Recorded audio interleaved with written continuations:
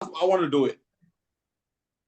I just want to give something you've never seen, being honest. That I was like prepared last 3 days since I had a chat with Tamisis regarding this. I mean, we talk every day, but me and Tamisis, like, we had a chat, and I said, sis, I think this is the right time for me to give this community something very special. Guess what? All our people are going to come and knock the door at your time, 7 p.m. looks like. I told them 7 p.m. I don't know. But I think you deserve it. You have to receive this. We'll talk about it. I'm so sorry, Tamisis. We'll talk about it. That's okay. I'm hoping that this session that I'm doing today, particularly the wallet piece, because there's other things that's going to be talked about as well. I'm going to do also on our Thursday session, and I'm going to expand it as well, expand it out. So I'm just going to give a little bit right now, and then on Thursday, I'll probably go into more specifics in terms of the different, going in deeper into different types of wallets and why we should consider one over the other, that kind of thing. But today we're going to do a wallet piece, but it's okay. Just like I was saying, I think that's the right thing to do. You know what? Because I have prepared something really brilliant. Let's do the wallet training, and then let's do my part in the next session. So after we prepare, it's something really amazing. I have done so much research after I had a chat with Tamisis, Enrique. We had a good chat yesterday. I went through almost like 10 different videos, 10 different tools, possibly, and find something. So let's do that in the next session. But let's go with Tamisis's training today. Yeah. Absolutely, absolutely. So like I was saying to everyone, this is the first time that we're doing it at this hour, and we just kind of have to get acclimated and get our mind set up. And then I didn't get the post out till late yesterday, and the rest of the world was probably asleep when I put it out. But then they had to wake up to it, and it had to be on their mind. So it was kind of partially my fault as well, that we're kind of dragging into this piece right here, because I had so many things going on yesterday, and I didn't get a chance to get the post out in time, in the more of a timely fashion. It was more like midday my time, and so the rest of the world was kind of sleeping at that time. But it's all good. It's all good. We're recording this. It's all good. Also, to give you an update on the web membership site. I don't know if my girl Felicia would mind coming on and giving us some feedback on that. My beautiful queen sister right here. Let me add her to, this is oh my goodness, this woman right here. She's helping me to make things happen, and I so appreciate her. Sis, if you are able to give everyone an update in terms of what is happening with the membership site. Yes, give thanks. So grateful to be here with this beautiful family. So the Experienceify membership site, or the Blockchain IQ membership site, is ready to go. We have the last 5 courses, replays available for everyone to access.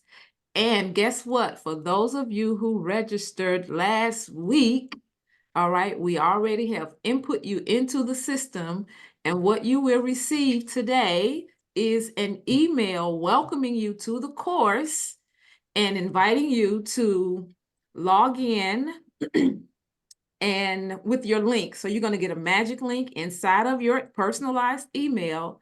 And what you will have to do, so write this down, what you will have to do is you will have to set your password, okay? You will have to set your password, or do forgot password, and set a new password, because we didn't set a new password. We just put you in, all right? So we can get it out to you. And so you will receive an email, a welcome email to Blockchain IQ, right? So check your spam. If it goes into spam, before you say you didn't get it, check your spam. And it's going to be a welcome email from Tami and Gobi. It's going to be providing you with a link to log in with your email address. And it says this on here. So it says your login with your magic link, your email address, and the password. So you're going to click forgot password once you click login to set your password for access to this portal. All right. And so for those of you that are registering today, you will also receive it. Just give us maybe 24 to 48 hours, all right, before you receive it. But for those of you who registered last week, you're already in. It's 303 of you. All right, 303 of you are already in the system. Yes, yes. And so that's the update. All right, solid. That's wonderful. So that's a great update. Many of us that are on here, I'm sure about 95 or 98% of us that are on this call today did register on the first time. So good thing that we'll be able to get this out to everyone today. Once we get off this call and she hits the link and sends it all out to you guys, and you guys will have what you need. Awesome. Thank you so much for that, sis. Appreciate that. Oh, appreciate you. So without further ado, I'm going to go ahead into this training. It shouldn't take me too long to do this. And then I'm going to have Enrique come later on, and he is going to share with us an opportunity that is coming up that we're going to be offering to the community. And so I'm looking forward to him making that happen for us. All right. So let me just go ahead and get started on this, and then we'll come back to you on the other side. All right.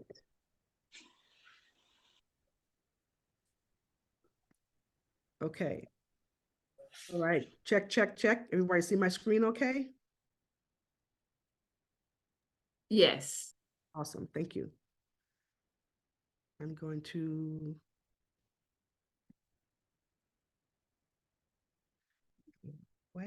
all right. So first of all, we all know about the disclaimer, all right? Need to just put this out here just to simply say that, you know, the information that we're providing for you today is primarily just for informational purposes. And that's about what it is, okay? We're not here to provide you with financial advice. Please see your financial consultant for any financial advice that you may be needing in this arena. It's important to mention that, particularly in this space and what we're doing, because we're providing so much information, you know, about the space, you know, trading, and, you know, different things that we share with regards to our own personal knowledge and our personal experiences. It may seem and sound like personal advice, but it isn't. Okay, so that's why it's important to put this disclaimer out here, because it can be misconstrued as something that it's not. All right. So today we are going to talk about understanding cryptocurrency wallets. Very, very important. I've already asked everyone to get a soft wallet, okay, whether it be MetaMask or whatever wallet that you think that you want to use on the soft side. Get that in place now, because we need to make sure that we keep our assets secure. And until we get a complete understanding of what these wallets are and what they mean, you know, MetaMask is one that I would suggest that everyone get, or either Trust Wallet or some other kind of soft wallet that you may need, just to kind of make sure that you are secure. So what we're going to explore today, we're going to talk about how crypto wallets work, the different types of wallets that are on the market, and why is it important to use multiple cryptocurrency wallets to mitigate risks beyond risks that are associated with investing and simply interacting in this new speculative space. Okay, that's the reason why. So we're going to talk about that as well. Why is it important to have just a couple of wallets, you know, one or two? You know, we're going to talk about that as well. Now, how do crypto wallets work? I'm going to give you basically a graphical illustration of how it works. Of course, this is very, very simplified, extremely simplified. But what I like to do is just kind of start with the knowledge that we already have and understand, and kind of relate that and build on it. Okay, so that's what this illustration is going to do. By no means it is not an all-inclusive illustration, but it will take your understanding of what you're familiar with and what you know, and kind of help bring it over into this space. So first of all, everyone has a bank, right? And we're familiar with bank and banking, right? So if you just liken a bank and you want to liken that to something on the crypto side with regards to our wallets, what is that? So you have a bank, and then you have the blockchain. All right, so bank, blockchain. All of us have bank accounts, a bank account number. Okay, so if you have a bank account number, let's liken that to your public key. All right, a public key is basically just an encrypted number. It has to do with cryptography. It's a public key. And if you think about a public key on the crypto side, that's basically like your address. Now, if you give someone your bank account number, they can go ahead and take that bank account number and they can make a deposit into your account, right? They can make a deposit into your account, but they can only deposit into your account. They cannot take anything out. Okay, they cannot use your bank account number to withdraw from your account. They can only interact with your account by depositing into it. Okay, if you give them that number, they can put something in your account. Same with a public key. Okay, if you give someone your public key number, they can take that number, or if you give them your address, if you have a wallet address, okay, you will give them the receive address to your wallet. They can send crypto to that address, but they cannot extract any crypto out of that address. And then what happens is, once you give someone your bank account number, they deposit something into your bank. The bank is the one that processes the transactions. Okay, they're the ones that make all the transactions happen, and whatever they do on the back end, they have the transactions taking place. Same on the blockchain. Once you have this interaction that take place, the blockchain takes care of all the interaction. They will do the sending and the receiving and, any other interaction that take place. It happens on the blockchain once you give someone your public keys or your bank account. And then you have online banking. I know most of us have, I know that all bank accounts at this point have online banking where you can just log in and you can do online banking. You can do transactions there. You can do wire transfers in your online banking. You can move money around in your online banking, right? You can send money to someone else. You can write checks against your bank. You can go and check it. You can go and check your balances, see what's left. See if you got to put something else in there, see if you have any debits, all that. You can go into your online bank and you can kind of see what's going on. It just allows you to view everything and to make some types of transactions. Well, that's what your crypto wallet does. Your crypto wallet will allow you to view everything. Okay, it allows you to see what your balances are. It will allow you to send. It allows you to receive. Okay, the app on your bank account app is not going to is not the place where your money is actually held. Okay, it's just an app to allow you to interact with your funds. Crypto wallet is the same thing. It's not a place where your funds are held. It's just an app. Really, it's just software that will allow you to interact with your funds, send, receive, look at balances, view balances, and again, all the transactions is going to take place, all the activities taking place on the blockchain, but your crypto wallet will allow you to view everything. And then you have your online credentials. Okay, in order for you to log into your bank account, your online banking app, you have to have your login credentials. Okay, now what happens if you give someone your login credentials? Then they can get access to your funds, right? Same thing with your private keys. Okay, on the crypto side, if someone have your private keys, that's likened to your credentials. Now they have access to your funds. So we have to make sure we keep our private keys private and not allow other people to get their hands on it. We talk about, we're going to be talking about seed phrases and things of that nature. Private information should remain private and should remain safe. Otherwise, it will definitely get people the ability to access your funds and do what they want to do with it. Now, what is a cryptocurrency wallet? All right. Unlike a traditional wallet, okay, a digital currency is not stored in a specific location and it is not in physical form. Okay, no brainer. We all know that, right? Cryptocurrencies, account balances, and transactions are stored on a network of computers, technically known as the blockchain. I just kind of explained that, right? Everything resides on the blockchain. So your cryptocurrency wallet, again, is not going to house anything. It doesn't do anything. It's basically more like a key. Okay, cryptocurrency wallets have software that creates and stores your private and public keys. It monitors your crypto balances and interacts with the blockchain by allowing you to send, receive digital assets, including your NFTs. Okay, so that's primarily all that you can do with that. It allows you to interact with it. It's a software that will allow you to interact with it. I like to basically call the crypto wallet a key, because that's really what it is. It's a key. A digital wallet would be more accurately termed as a key to access your cryptocurrency. Okay, it's not a wallet like you would put in your back pocket or in your purse. It's more of a key to allow you access. Okay, this crypto is assigned to your wallet's private keys, and the wallet gives us access to that crypto. It allows you to view your balances, send, receive crypto, stake, interact with smart contracts, and so on and so forth. So that's primarily what it allows you to do.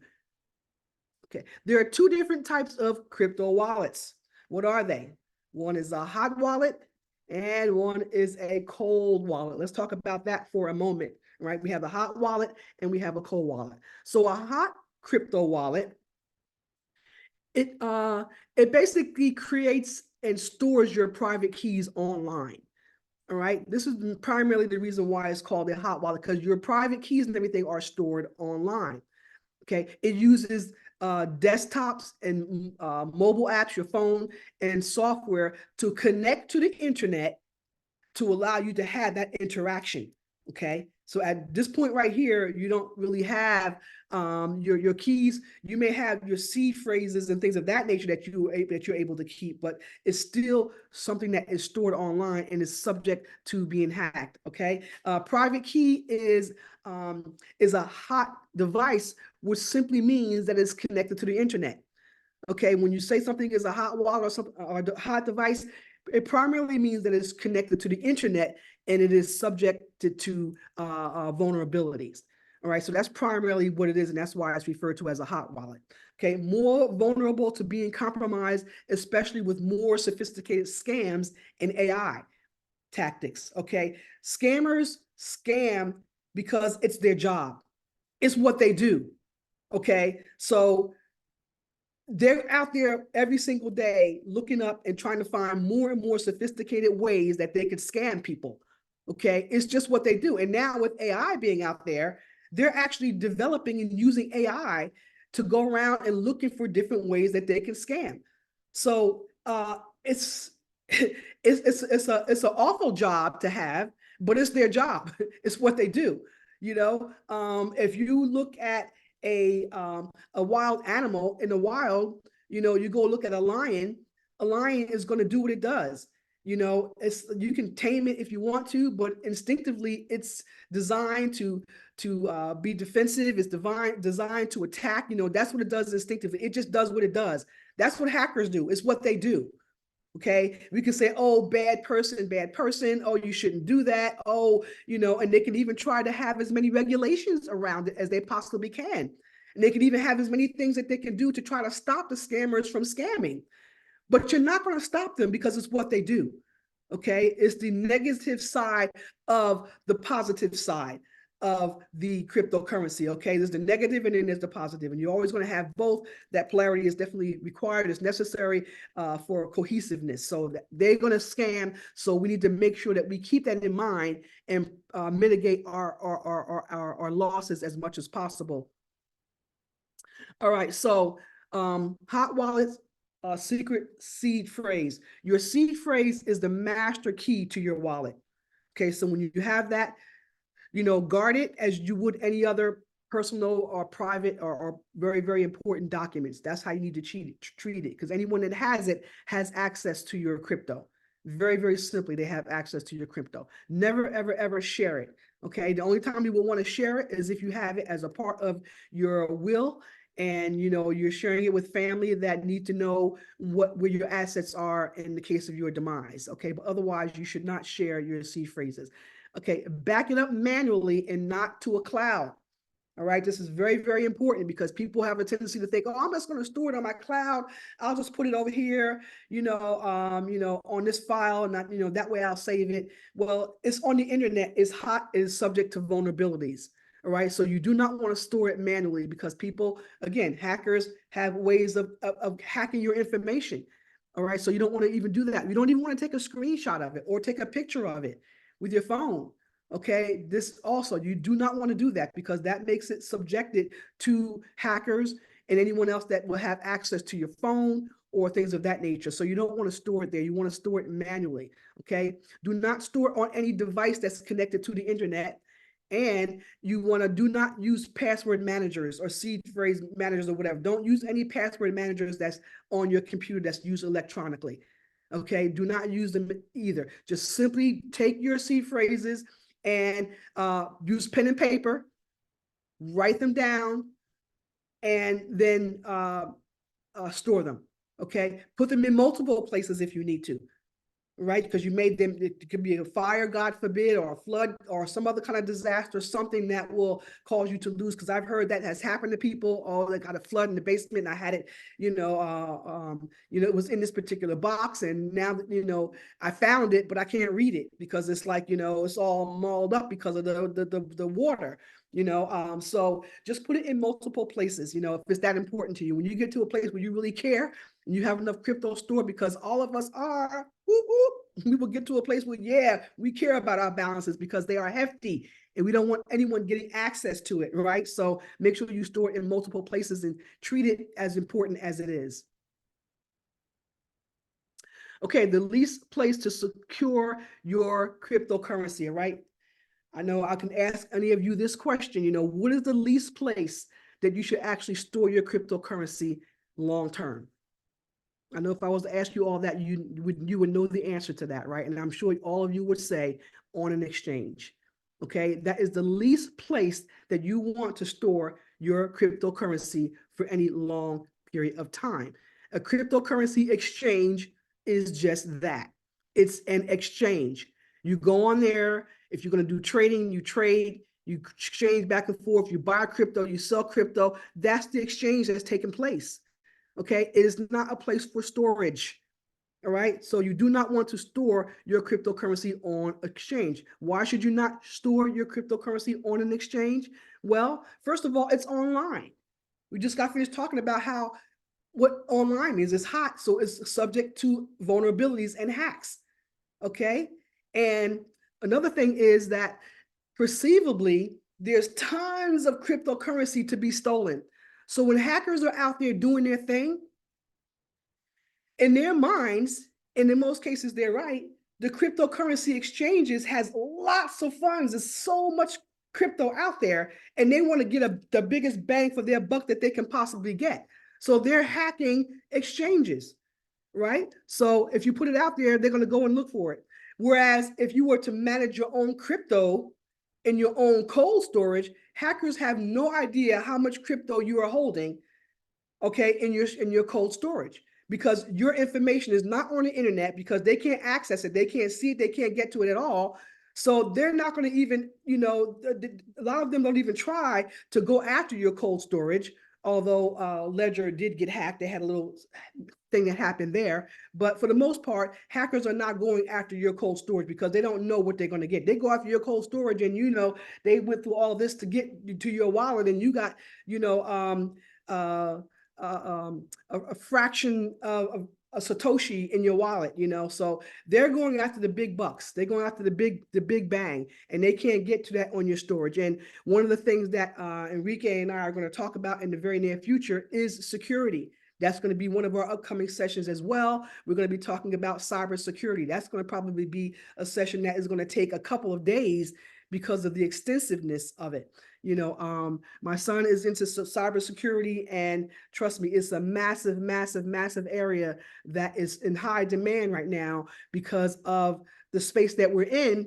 And, governments also are the first ones to snatch up the people that are really into the cybersecurity because they need it so bad, not even just for cryptocurrency, but just for, anything digital. Because we know that even our bank accounts is not, showing money. It's all digital, and if you can move it over digitally, then you have it. Okay. Artificial availability of cryptocurrency online. Okay. This is another reason why you should not store your cryptocurrency on exchanges, is because the cryptocurrency exchanges, just like a lot of banks, they don't have all the cryptocurrency that you store there. Okay. You can stake it. And if you're staking it, then they're going to use it for other things. Okay. So you may be looking at 1 Ethereum in your wallet. Okay. And then someone else could go look at their wallet and they can see that same Ethereum, okay? That Ethereum, they're looking at in their wallet, you're looking at it in your wallet as well, okay? So if there ever has to be a place where, you know, there's a mad exodus or they had to do a total payout, they won't be able to just pay everybody out on their exchanges because it's not like they're holding on to all of the crypto that everybody has. All right. So if they got to a place of whatever could possibly happen, or the SEC may get to them, I don't know, whatever the case may be, and they had to pay everybody out that's on that exchange, they won't be able to do it. Okay. Because all of the crypto is not there. It's a lot of crypto that is there. Okay. Especially if it's being staked and things of that nature. But as far as the availability of it, it's artificial because it is being lent out to other crypto holders and to people that are doing withdrawals and for staking, that the whole thing. All right. So that artificial perceived crypto online, you don't want to be having your crypto stored onto an exchange and they come to a place where they need to start paying people out and they can't, or they go down, you know, if they fold, you know, then your crypto is going to go with it. We also know that if you don't hold the keys to your cryptocurrency, then you know it's not yours. Okay. And on the cryptocurrency exchange, which is a centralized location, you know, you don't hold it and you're not in control. All right. So if you're not in control, then it's not yours. All right. So here's another the cold wallet. Let's talk about the cold wallets. Okay. Cold wallet, another word for cold wallet is a hardware wallet, which is really what we want to put our focus on today, right? Cold wallets. Okay. Cold wallet, again, is also known as a hardware wallet. Okay. It's the safest and most secure way to store your cryptocurrency, and for various reasons that I've already stated in this presentation. Okay. It creates and stores your private keys offline. Okay. We want it to be offline where it's not going to be so vulnerable and subjected to hackers. Okay. Here's things that you need to keep in mind when you're out to get ready to purchase your hardware wallet. Always buy your hardware wallet from the manufacturer. Okay, it's very, very important to buy it from the manufacturer because I'm telling you, the hackers they're pretty bright. You know, they're pretty bright. In fact, they're pretty brilliant because they think of anything that they can do to get your money. Even if something as real simple as, you know, buying and selling hardware wallets. You know, they'll buy it and they'll set it up so that, you know, they can steal your money and they'll go and resell it. And you can shrink wrap a box very easily. They shrink wrap it, they may sell it on Amazon or on some kind of a third-party site. And, you know, people buy them. People buy them because they're getting it for a fraction of the cost. So they want to go out there and they actually buy them. But they realize it ends up costing them a lot more.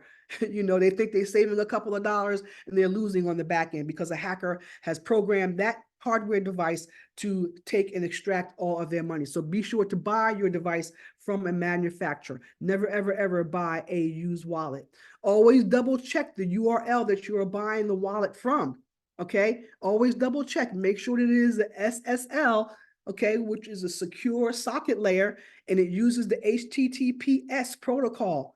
Okay, always make sure that that secure socket layer is in place from the website that you're going to purchase your hardware wallet. Because again, scammers are savvy and they do all that they possibly can to get. They pull all stops. They go all out to get your funds.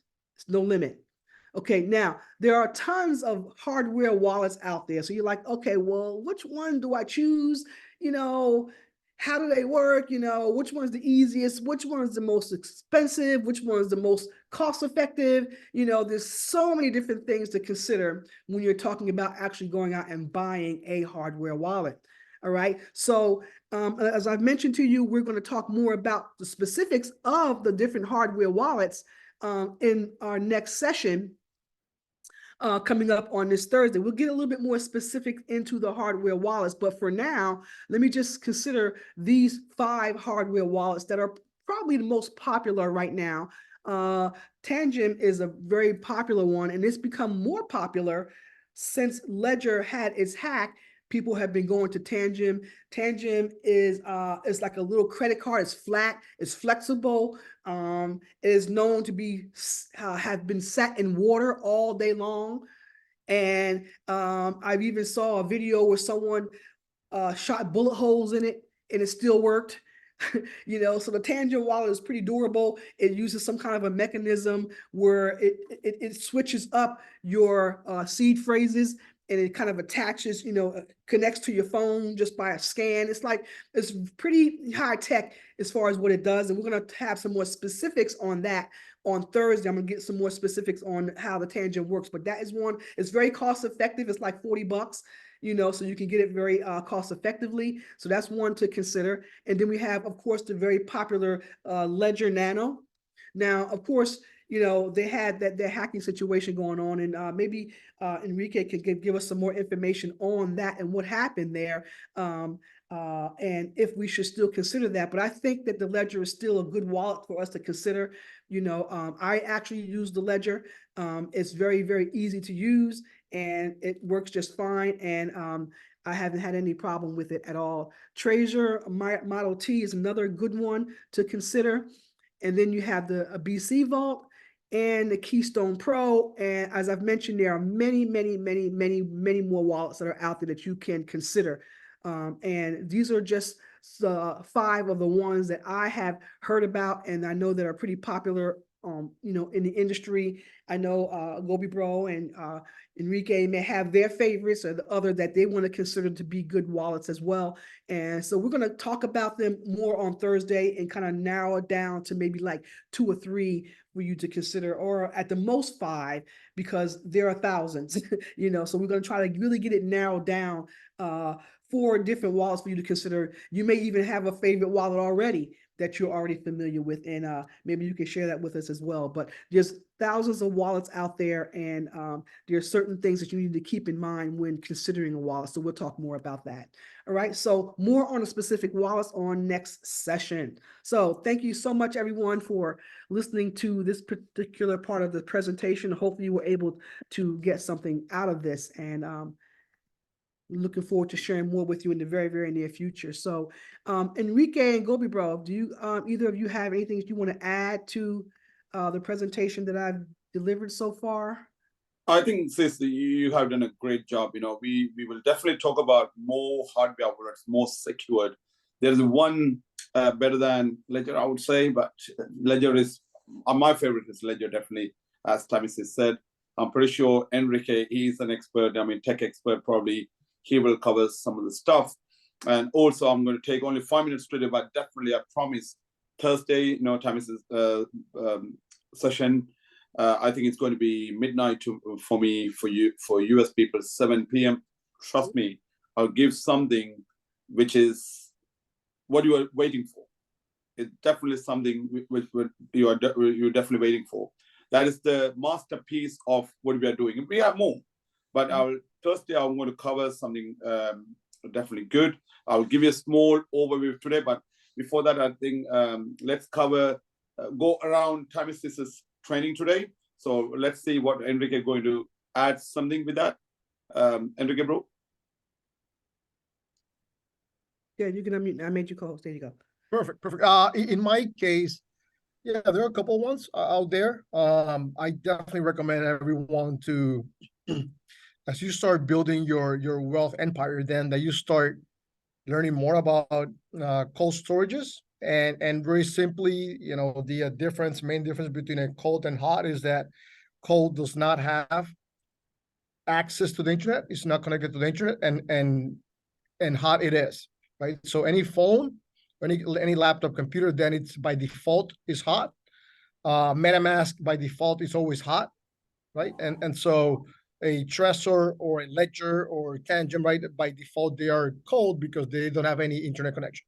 That's pretty much the basic over there.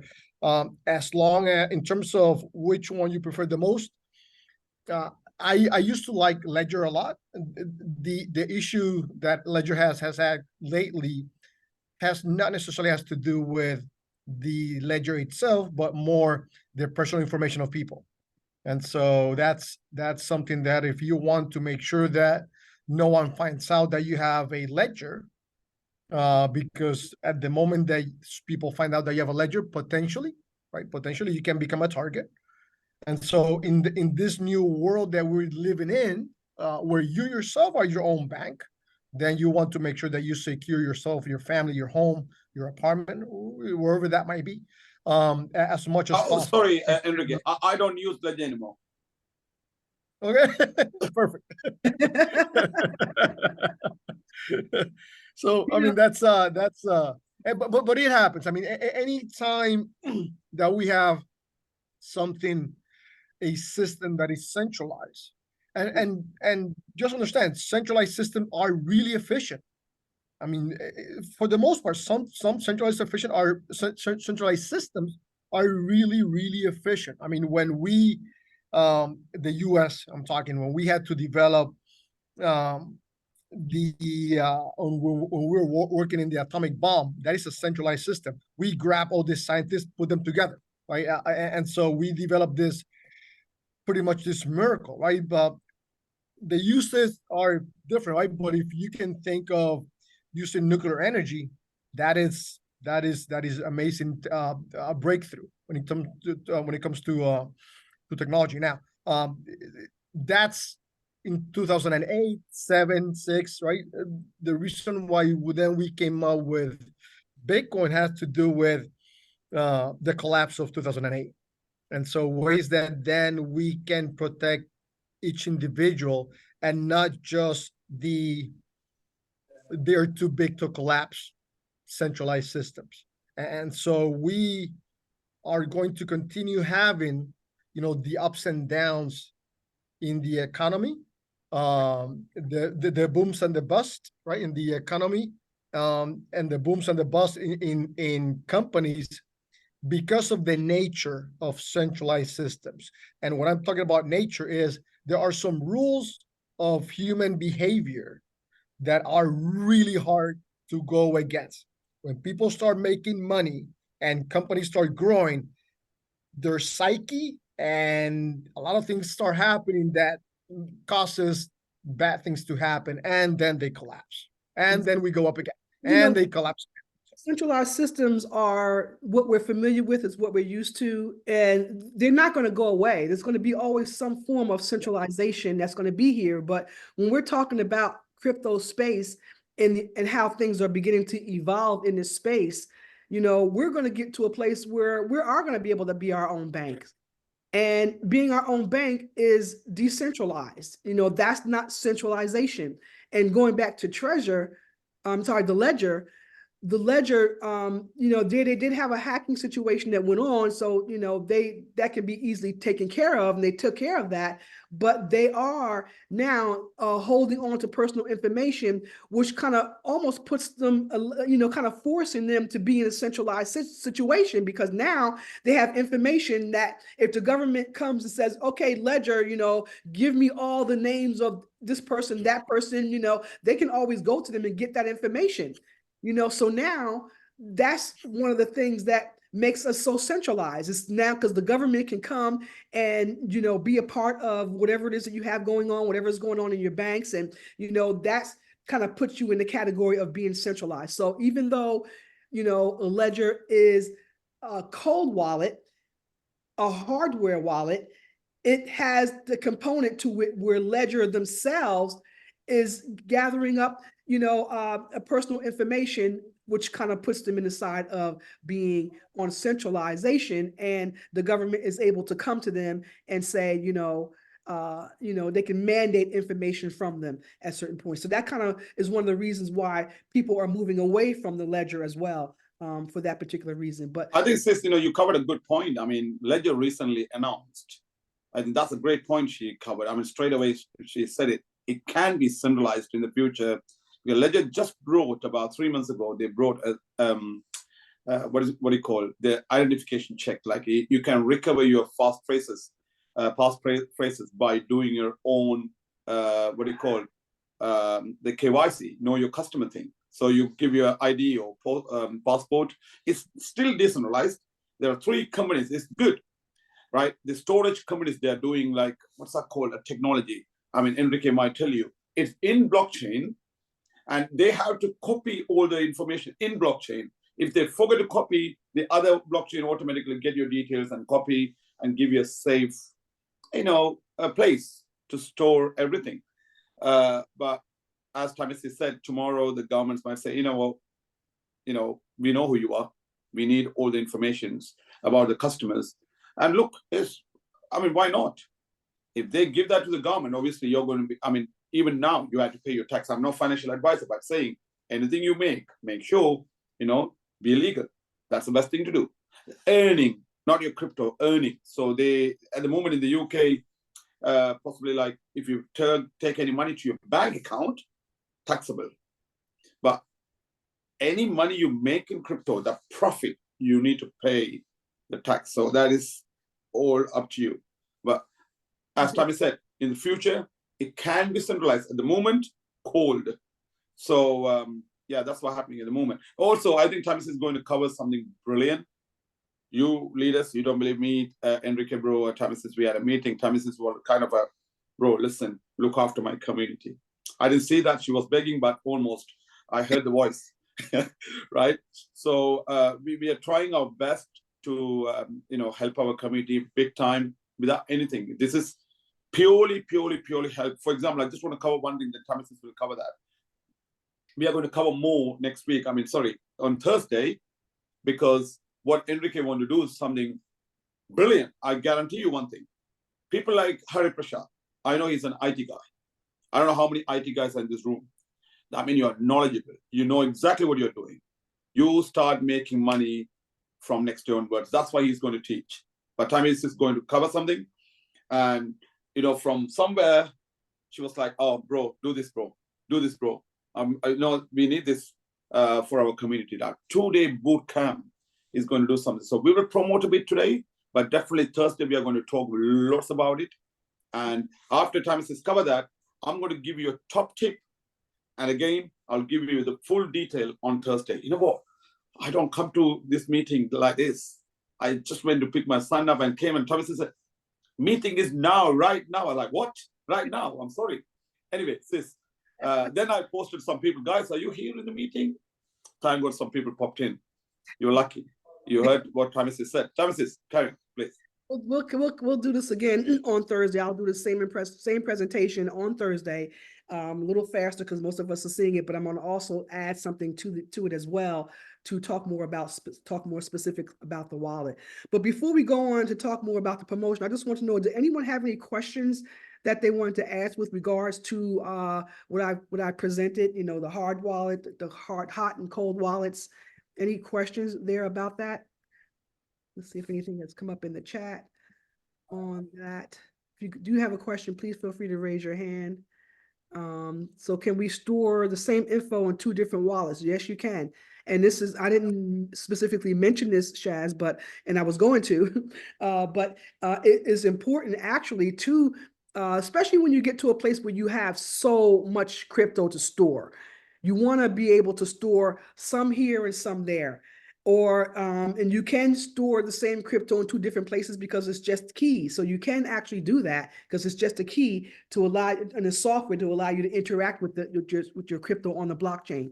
But if you get to a place where you have like a really huge portfolio, you don't want to have all of it in one place. It's just another safe mechanism to be able to mitigate your losses, because anything could possibly happen. Because again, being your own bank is pretty massive. Being your own bank, then you got this one little piece device that's right here, and your bank is like right here. You can put it in your pocket, or if you put it in a safety deposit box in the bank, now it's in a centralized location, So you really have to have the right mindset on how do you be your own bank and make sure that you're secure in being your own bank. Let me just cover something with this Tami sisters. I'm getting new ideas when Tami is talking. If anybody is in here, like you want to have your permanent portfolio, you must have one ledger or one cold wallet, right? Put all the cryptos in there, throw it away. Not somewhere else, somewhere safe. Don't throw it. Somewhere safe, keep it. Sometimes you do trading. For that, you are getting in and out very often. Have one in there, but don't have too much money there. Do you understand what I'm saying?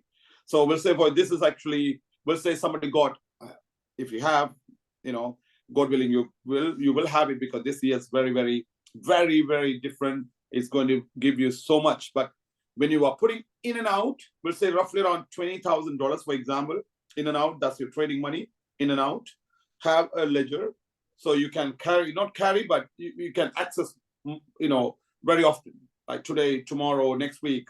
The other one, that's your portfolio. You are going to touch that portfolio, that ledger, only by, bull market going to come April. Bull market probably start, I think this bull market will start from April onwards. But say like what happened in the last 3 halvings, 6 to 18 months. So in 12 months time, you can go and open that ledger and say how much money you have. The good news is you can track everything on your mobile phone. No one can touch that, including you, unless otherwise you have that ledger. The ledger will connect Bluetooth. So if you have that ledger in Sri Lanka, you have your phone in here, you're still allowed to check the balance. No one allowed to take the money out, including you, unless otherwise physically you go there. That ledger must stay with your phone, otherwise it will not work. So one for you day-to-day use, the other one for permanent use, somewhere you're storing, your portfolio, would say that way. That's the best idea, I believe. Yeah, that's a good idea. Good suggestion, Kobe, bro.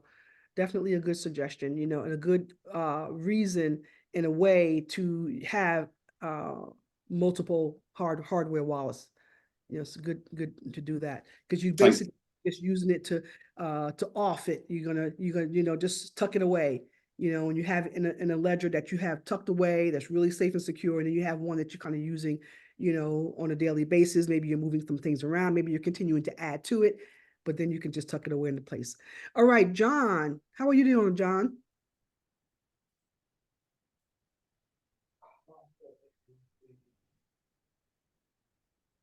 Go ahead, unmute yourself. There you go. Yeah, good morning, Tami. Good morning, Gobi, and good morning, Enrique. Thank you all for this valuable information. One thing I wasn't sure of, Tami, let's say you have a hot wallet and a cold wallet, and you have the same thing stored on both, and your hot wallet gets hacked. What would happen to the information on your cold wallet? I just didn't understand that. Can you explain that a little bit, please? And you're subject to the vulnerabilities of the hot wallet. It's not on the cold. Like I said, it's not physically on the hardware. It's on the blockchain. So basically, by you having access to it on your cold wallet, and you having access to it on basically on the hardware wallet, then it's basically going to be you created a door for someone to actually get access to your crypto. Okay, so the best exactly. Is no point, John. Sorry, John. It's no point actually having a hardware wallet, software wallet, but you got the same assets in both. You're giving access to someone else. They can hack your online portal. You know what I mean? The purpose why you are having the cold wallet, you don't want the hackers come and hack it. That's the reason you're having it. So if you have both same asset in both wallets, software, online and cold wallet, what's the point having a cold wallet? Okay, so the thing is to keep as little bit as possible in the hot wallet, and the major portion of your investment in the cold wallet. All right, I got it. Thank you. Absolutely. Spot on, Mark. Let me rethink that. And Enrique, you can add to this as well. Is it actually possible to have it, in 2 places? I'm going to back up on that. Can you have it in 2 places? Because if I have my crypto on Binance, and if I send it to my ledger, then it's being sent there. So I can't have it on Binance and have it on my ledger. So you really can't have it in 2 different places. It's going to be on the blockchain, but the way you access it is going to be either one way or the other. No, you can't. It's only if you have the providers. We'll say the same providers. You can access online plus on co-wallet, but not Binance and Ledger. No, either one, here or there. But there are online. There are multiple hardware companies, right? There are genuine cold wallet companies. Ledger, one of the best, but there's another one better than them. We'll talk about it. So you can access online and cold wallet as well. But there's no way you can have some coins in OKX and the same coins in your hardware wallet. No. Right. If you have, I will say, wow, amazing, because my massive money actually blocked in OKXs. If I can't have that on hardware, I can move all the funds somewhere else. Yeah, right. Yeah, so I think So it's a good question. I mean, what you can have, just to be very clear, let's say that you have 100 US dollars in Bitcoin. Just to give an example, right? You can have 50 US dollars, right, in Bitcoin, right? You can have them in your cold storage, and you can have the other 50 in your hot wallet, right? In your which can be any kind of app on your phone. When you connect your cold storage to your computer, it automatically becomes hot. So just because it's a hardware does not mean that it's just automatically always cold. It can become hot. Now, having said that,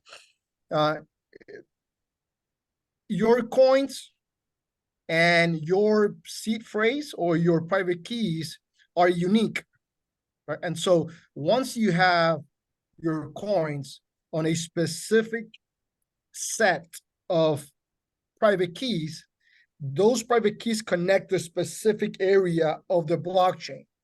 If we're talking about the Bitcoin blockchain, then those private keys create what is called a hash, and with a crypto which is called SHA-256, specifically to an area in the blockchain.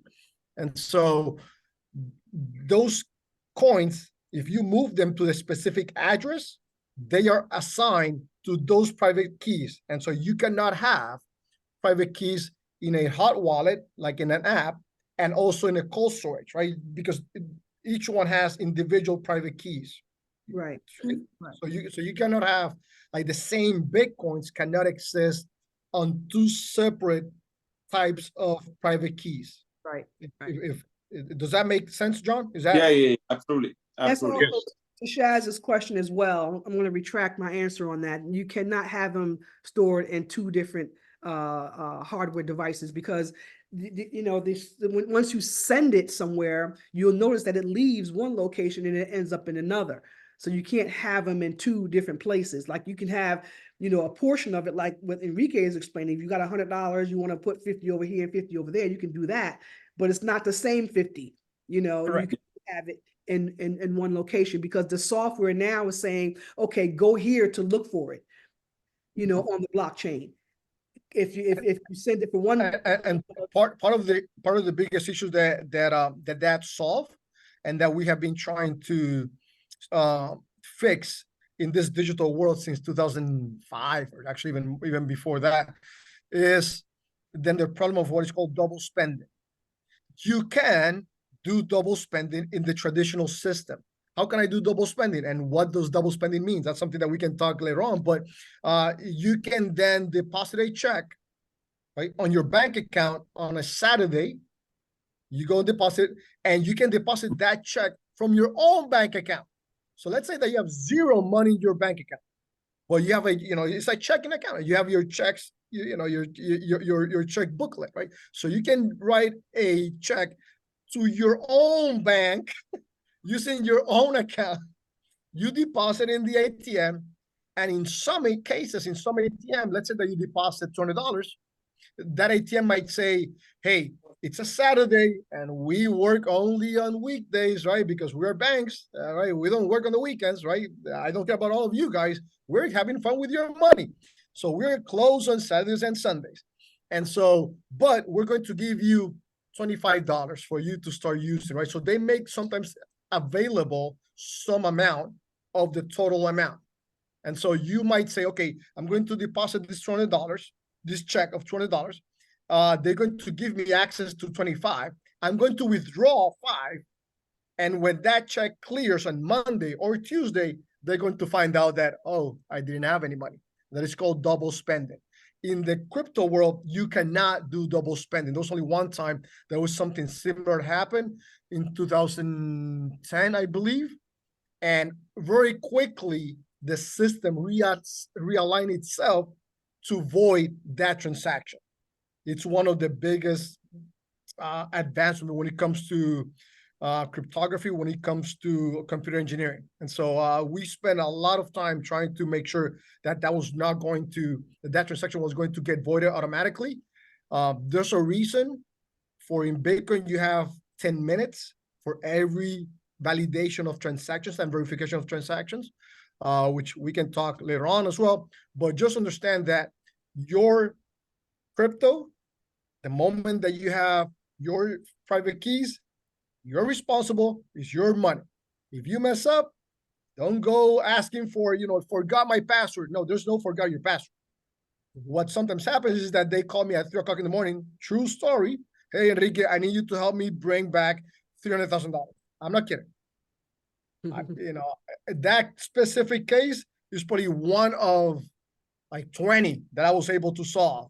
But the other 18 cases, I mean, it was me having to say at 4 o'clock in the morning, 5 o'clock in the morning saying, nope, you messed up. I'm sorry. There's nothing I can do. Right. So great question, John. I mean, that's a great question. And Tami, I think you explained very well. I mean, and sometimes we get confused. Yeah. So you can have your Binance account, right? Your Binance coins, I should say, Binance coins, you can have them spread everywhere. Just understand that, once you move some set of Binance coins to your hot, they cannot exist and they will never exist in your cold. It's just two separate, unless you connect your cold storage to the internet, and then the cold storage becomes hot. It becomes hot, but I know that MetaMask, but it's separate.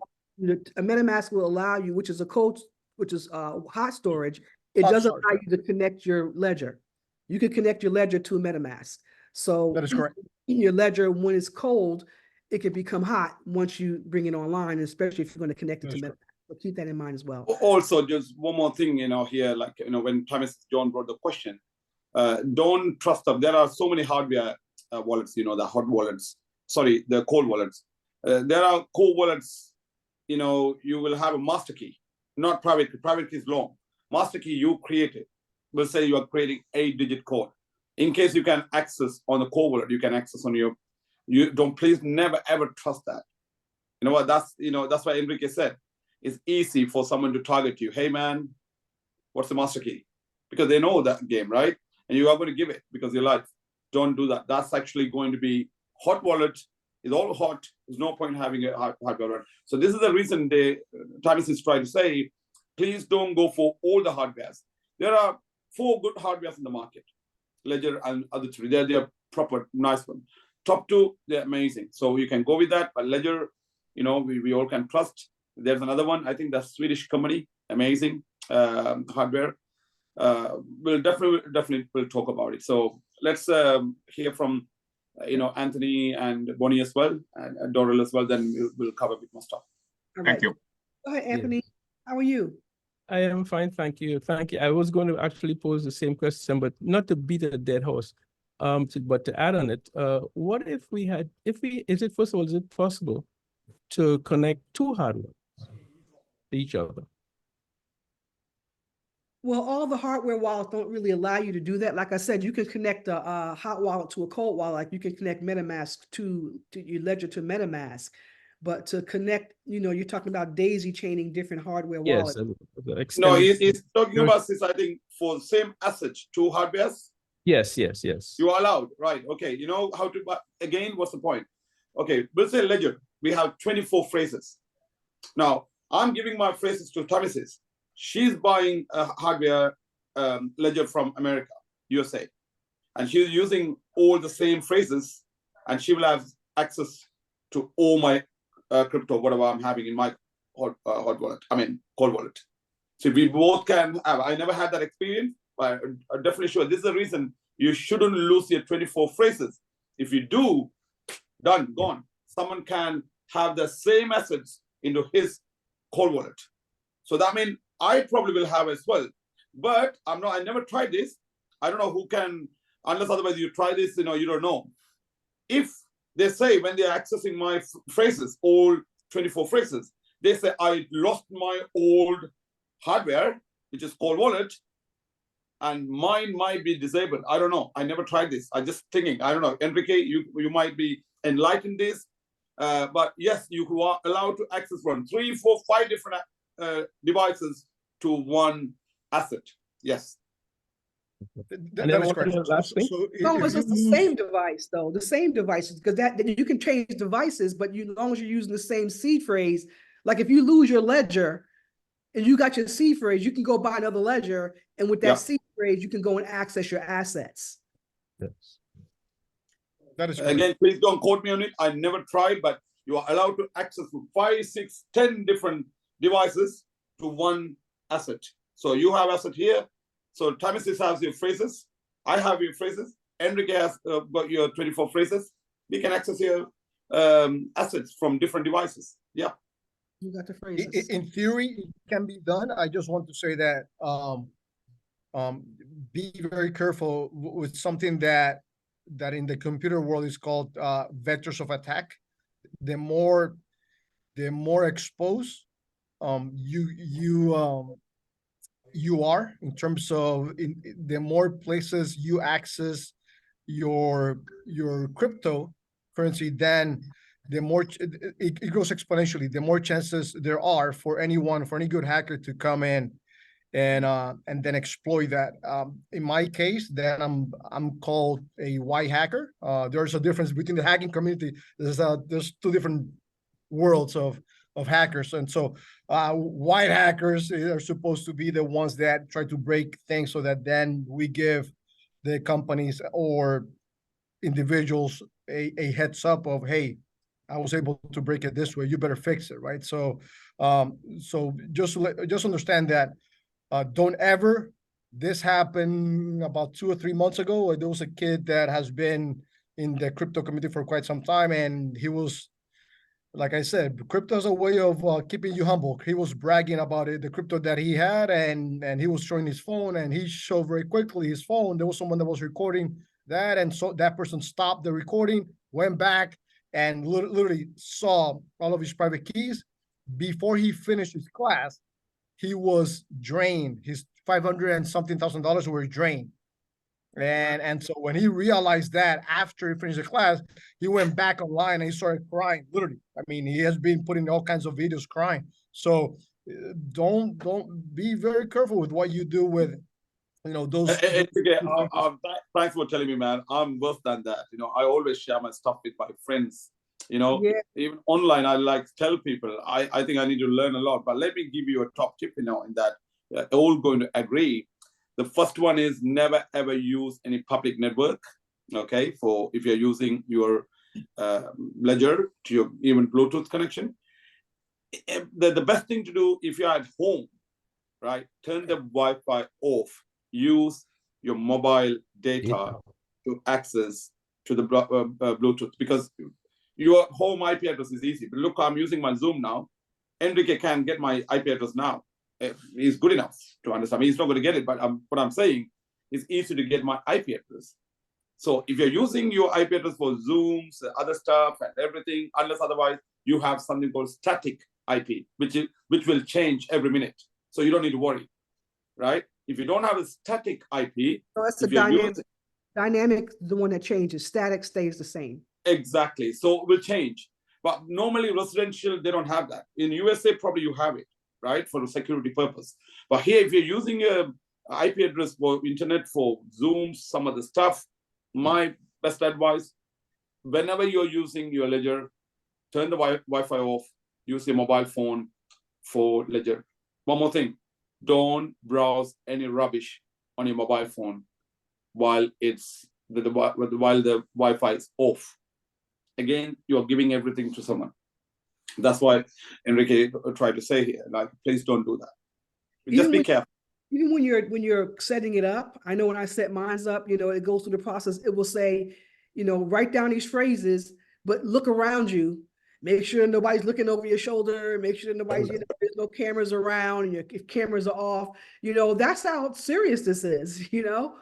They're telling you stop and make sure. I mean, I'm at home and nobody got my birds over there. I don't think they're interested in my seed phrases, but that's how serious it is. Make sure that there's no cameras on, especially if you're in a public place and writing this down. They say, watch your back when you're writing down your seed phrases. So it's very true. Very true. Sometimes I use my VPN depending on what sites I'm going on as well. But just the last thing concerning the the cold wallets. That's another reason from what Enrique had said, that your cold wallet becomes a hot wallet. So don't go on there for any length of time if you don't have to, or leave it on and go somewhere and cook a pot or something like that. Be mindful of the vulnerabilities once you actually using your cold wallet, because it's a hot wallet at that time. Because that's what a blockchain is. A blockchain is Web3. It's the internet. Yeah. Thanks, Anthony. And just for everyone, I mean, just to give you a real case example, if I'm able to figure it out, the seed phrase for yourself and Mr. Anthony, you know, if I'm able to figure out your seed phrase because somehow I was close to you, or there's a camera above you, and then I was able to access the camera, because I might not necessarily, if I'm in Starbucks, I'm not going to necessarily go target you. I might target just the camera system in Target. Then understand that now I know that you're thinking that you're working in crypto, right? That you're in that world, and I just sit back and wait, right? And so I go in every now and then. Oh, he has one Bitcoin now. Sit back and wait, and then I might just wait for 6 months, 9 months, 1 year. I'm a people that have access to that information. The most that they have is patience. The good people, the really good hackers, the most that they have is patience. They just wait. And then one day when you have maybe 5, 10, 20 Bitcoin, that's when we go to work and say, okay, this is good enough. And sometimes we might not even just drain the 20. We will say, you know what? Let's just drain 0.00001. He's so dumb that he's going to think that is just some rounding error in the coin, and he's just going to continue putting more money over here. Yeah. Right? Those are the kind of, and that's part of human psychology, right? Which we also talk about in some of the classes. I mean, there's a lot of human psychology over here. You'll be surprised, a lot more than in Wall Street, right? Yeah. There's a lot more. So anyway, great question. Let me let Doriel go ahead and answer her question. Go ahead, Doriel. How are you today? I'm amazing. Thanks, guys, for this information. Very powerful information. But I am listening to all the scenario regarding Ledger, and I had Ledger. I had bought Ledger like probably about, I can't remember exactly when, but the moment I moved my Ethereum and my XRP, it was gone. Don't say the coins. Don't worry about the coins. The moment you move your coins. The moment I move it, it was gone. And I was so nervous. So I tried to reach out to Ledger, whatever, or however I could, but I just didn't get any response. And so from that, I don't trust Ledger, because I don't know. I didn't do anything wrong. As Tami said, look around to see if you have any camera. But so funny that I have camera in my living room, but I did it in my bedroom. So there was nobody here when I set it up. So everything went through, and I'm shocked. Even till now, I haven't gotten that funds back. So it kind of put a cold taste on me for Ledger. And I just don't know, is my information out there now that I was asked? Because it's really difficult to tell. I mean, that'll probably be my answer. I mean, it could be just lost. Maybe it wasn't hacked. I mean, when you're setting things up, I know when I set up my Ledger for the first time, and I sent a small amount, it didn't show up. I sent another amount, it didn't show up. I tried 3 different times. I think I lost like $1,500 just trying to send crypto over to my Ledger when I was first setting it up, and it never showed up because it was saying, oh, you got to have some Tron here first before you some things that I did everything that they said for me to do, but I only sent smaller amounts. But then once I finally got it set up correctly, that $1,500 showed up. So I was doing something wrong in terms of why it didn't show up, but it eventually showed up once I got things set up correctly, which was months later. Because at Yeah. first I said, you know what? I had the same, sis. I think I'm you not and me, gonna we had the lose it. same issue. I'm losing this. I'm not going to keep testing this to keep losing money every time I test it. Forget about it. I'm not doing it. I'm going to go get another hardware wallet of some kind. So I got the HyperPay, and that was too convoluted for me to use. So I went back to try the Ledger again. And then when I got it to work, it worked, and then there was my $1,500 that I Yeah, saved. but sis, I mean, I think you and me, we did the same thing. It showed up, mine in my wallet after a month, being honest, which is happy days, some Shiba, because it came through different network, I believe. So, Doral, you know what? You just mentioned something funny enough. You said you had a camera in the living room, right? Because we always operate our the code, the secret code, 8-digit code or 6-digit code. Probably you wrote it down, your phrases somewhere. But let me tell you this, because when you wrote it down, probably for the first 6 months, you didn't have any crypto in your wallet, right? The guy or whoever, they were waiting for that 6 months for you to put some coins in. I don't know. It's just a possibility, I'm saying, right? No, Gobi, I didn't set up in the living room, and I did have, I move it at the same time that I set up the wallet. I moved it at the same time. I will tell you, Doral. I'll tell you. Look, I don't really be careful because I'm a guy, like Enrique said. I kind of not show off. I trust people, right? Most of the people I say, hey, I got this much crypto. Have a look, And I meant to do something this morning, and I'm like, oh no, I shouldn't. I told one guy, in OKX, they will give you 1 year report. What you have done, how many came, how much you withdrawn. They're pretty lots. So I meant to post that in my group. I have a group called Fearless Group. Like, people are here, Munir, Lopez, all these people are in that group. I meant to post it. It's like, you're feeling happy, not show off. You're trusting them. I made that kind of mistakes in the past. You have no idea when you did it, right? There are no other possibility. I'll tell you why. Ledger, the top people who has got Ledger, they have more than $100 million in their Ledger account. Their money is still safe. And you have some money gone, something wrong somewhere, definitely. Because their 100 million still there. I know people has got about 10, 11 million dollars in Ledger. I know people, they're having it, right? I mean, not around me, far away, they have it. Their money is still in that Ledger in Dubai. So how come that is, so a question for you, Gobi. Did Ledger not sell out to a third party? Some third party business. What happened with that? No, tell me first of all, the Ledger, are you using S or X? X. X is a Bluetooth, like you can access everything from your Bluetooth. I don't even have a Bluetooth. As I said, when I'm setting up this, I am so nervous that I would watch a video over and over and over. So as I said, I was in my room by myself. I'll tell you exactly what happened to you now. I know what happened to you now. You said you didn't use the Bluetooth.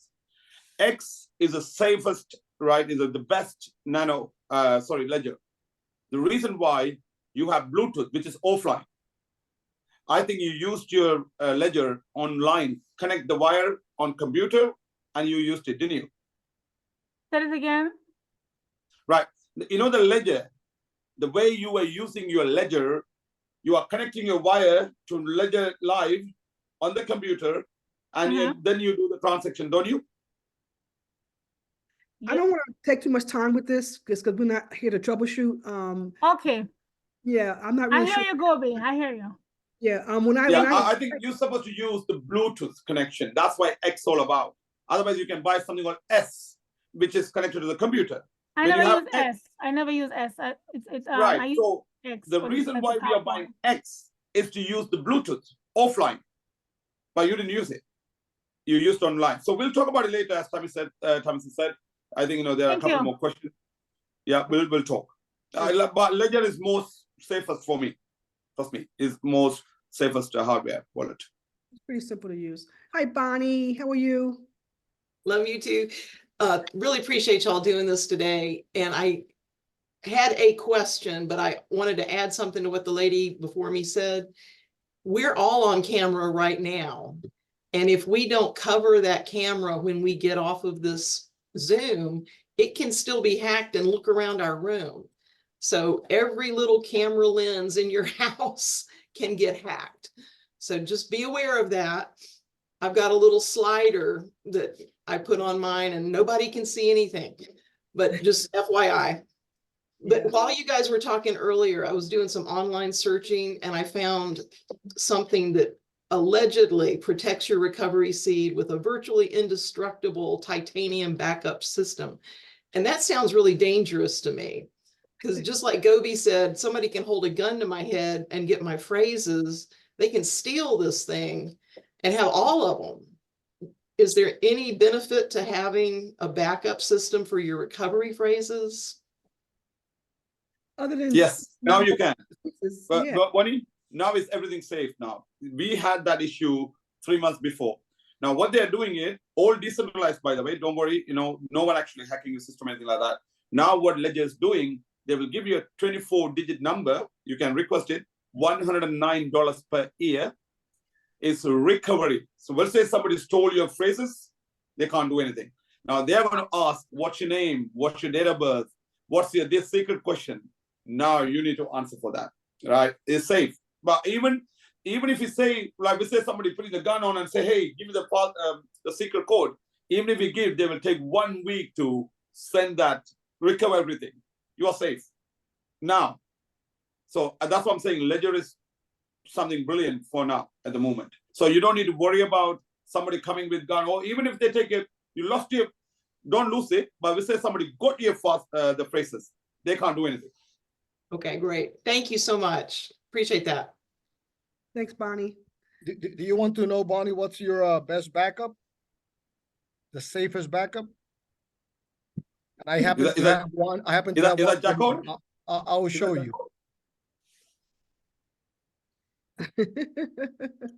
That's your best backup over there. Write it down. Write everything down. Put it in a safe place. If you want to have 2 notebooks, that's already like my $5. bro. If anybody come to my house, right, at the moment, if they put the gun on me, I will go and take that fast phrase and say, hey man, have it, leave me alone. That's what I'm going to say. That's what Bonnie's worrying about. So actually, the problem with me is that I don't have them with me, so I don't even know. Bro, you're a military person. You're a military person. You knock them down. I know that, but I can't. Right? Yeah, well, that's why. Yeah, always be careful. Always be careful. It's, I don't have it. I'm a big crypto person. Well, I don't have any information about my crypto here in my presence or at my residence. I put in the jar. You're safe. Yeah. Hi, Julie. I'll come to USA immediately. There you go. Oh, hi everyone. How you doing? Good. Julie, after a long time, Julie, what's going on? I know. I've been here, just not asking a lot of questions. So, oh my gosh, I had one question. Now I've got a million. I feel like after listening to you guys, but one of the questions is, Tami, actually, this came up a few minutes ago after you said this. You mentioned that if you have a nano, I guess Ledger X, or you have a Ledger, and you lose it, but you still have your phrases, that you can actually re-access your money. Well, I have a question about that, because if it's a cold storage wallet and it's on that one Ledger device, and I lose that device for some reason, how can I recover anything if it's on that one device? When you go and get a new device, it's going to ask you, do you have recovery phrases? Just like when you go and do another MetaMask, you go and install another MetaMask, it asks you if do you have the phrases to restore the old one, or are you creating a new one? The Ledger and the hardware wallets do the same exact thing. They ask you the same question. So, I understand so what Julie asked. If everything's okay. Julie, I got it. I know Tabisis gave you the answer, but let me add something on the top, right? Okay. So what will happen, your storage is still offline, but don't forget your mobile phone one. If you have the asset in the mobile phone, you can't access it, but you can. It's still in the mobile phone online, right? But no one can access it, including you, unless otherwise you have the hardware wallet. So when you have your hardware wallet connected to your Bluetooth, you're not connecting online. Bluetooth, the online will recover the device's asset into online. Okay. So if you lose your hardware, if you lose your hardware, right, you put all the 24 phrases. That actually, so when you're connecting to online with your mobile phone, straight away, mobile phone or computer, that will recover all your assets as long as it's there. We'll say someone got it, it's gone. But as long as it's there, it will recover. But without online, no chance you are going to get it. Don't think you can get everything with your Bluetooth only. No. The phone have to be connected or the computer have to connect it to online internet. Then you can recover everything. So it'll find that hardware? Yes. Somehow? Oh, no, it's not the New. hardware. The physical hardware is not where your crypto is stored. That's on the ledger? It's not on the ledger? It's not on the ledger. No, it's not on the ledger. The ledger is basically where the software is. Validator. It's just a validator. And it validates everything for you and it allows you to make that connection. Your seed phrases is the one that allows you to access that software to get to your crypto that's on the blockchain. The hardware is just a middle piece. Okay. If you lose that, you still have your phrases. Your phrases is the actual real key. Your phrases is the key. That's what you don't want to lose. You can lose the ledger, and if somebody finds that ledger, they can even actually reuse that ledger for their own sale. But as long as they don't have your key phrases, they cannot get to your crypto. Okay, that's news. That's new to me because I was trying to figure out how that works. So in other words, that ledger is not like a storage device that holds your crypto. It's just where your key phrases are so you can access it. So where is it? You're saying it's on the blockchain? It's at the blockchain. The ledger is basically the device that has the software on it to allow this interaction to take place. It's just the software there. But so dangerous part is, Julie, the dangerous part is if that ledger, the ledger you lost, for example, you misplaced somewhere, somebody found it, and they know that 8-digit number, for example, you lost it. It's gone. Yeah. Okay. Gotcha. Okay. And I do understand that part. I guess I thought, oh my gosh, all my money's on that little device. And so I'm going to keep it in a safe that doesn't get burnt or flooded or whatever. That ledger is nothing. The ledger is nothing without your mobile phone. For example, you have different access, 8-digit code. So your bank card has a 4-digit PIN. You are safe with that. People can't hack it. I mean, it's hard, but it has got 8-digit. Come on, people can't get it unless otherwise you wrote it there, write it down and give it to someone, or somebody got the camera. As Bonnie said, look, Zoom, you're operating in front of the Zoom, gone. Because they know your PIN, the 8-digit PIN. So just be careful with that 24, the phrases, plus your 8-digit PIN. Okay. Is there a place that I can study this? I mean, I guess if I go to Ledger, does it give you? I will send you something. Okay. Okay. Because I really want to just get this in my head. I'm trying to help other people as well. And it's just that I did earlier. Were you here earlier? I was here. I loved it. It was awesome. Yeah. I just feel like there's so much information. I'm like, it's not sticking because this goes really quick. So I'm trying to write down things and it's just, but yeah, I mean, I took tons of screenshots, Tami, of what your PowerPoint. You did a good job. Julie, you did a good job now asking this question. So I will send the details to Tami. Tami will have that in the membership forum somewhere. Okay. So you all can access. You all can go and find what's happening. Okay. I did have another question though. Like I said, my head's so full. Okay, you know what? I'll put my hand down, and then if somebody has another question, I'll think of it in a minute. Right. So Tami says, I'm going to go. I'm going to take can I quickly take 5 minutes, and I'm just going to give you a news, and I'm going. Then we'll cover that on Thursday. Is that okay? Sorry, Kathy, you are there. I'm so sorry. You are the only one actually raised hand at the moment. Please give me 2 minutes. I'll try and finish in 2 minutes time. All right. Now next week, what we are going to do, I know Tami is going to give you some good news now. So stay there. She worked hard on that. Anybody here, like if you don't appreciate whatever she has done, having a chat with Enrique, it is something really brilliant. So please listen what's going on.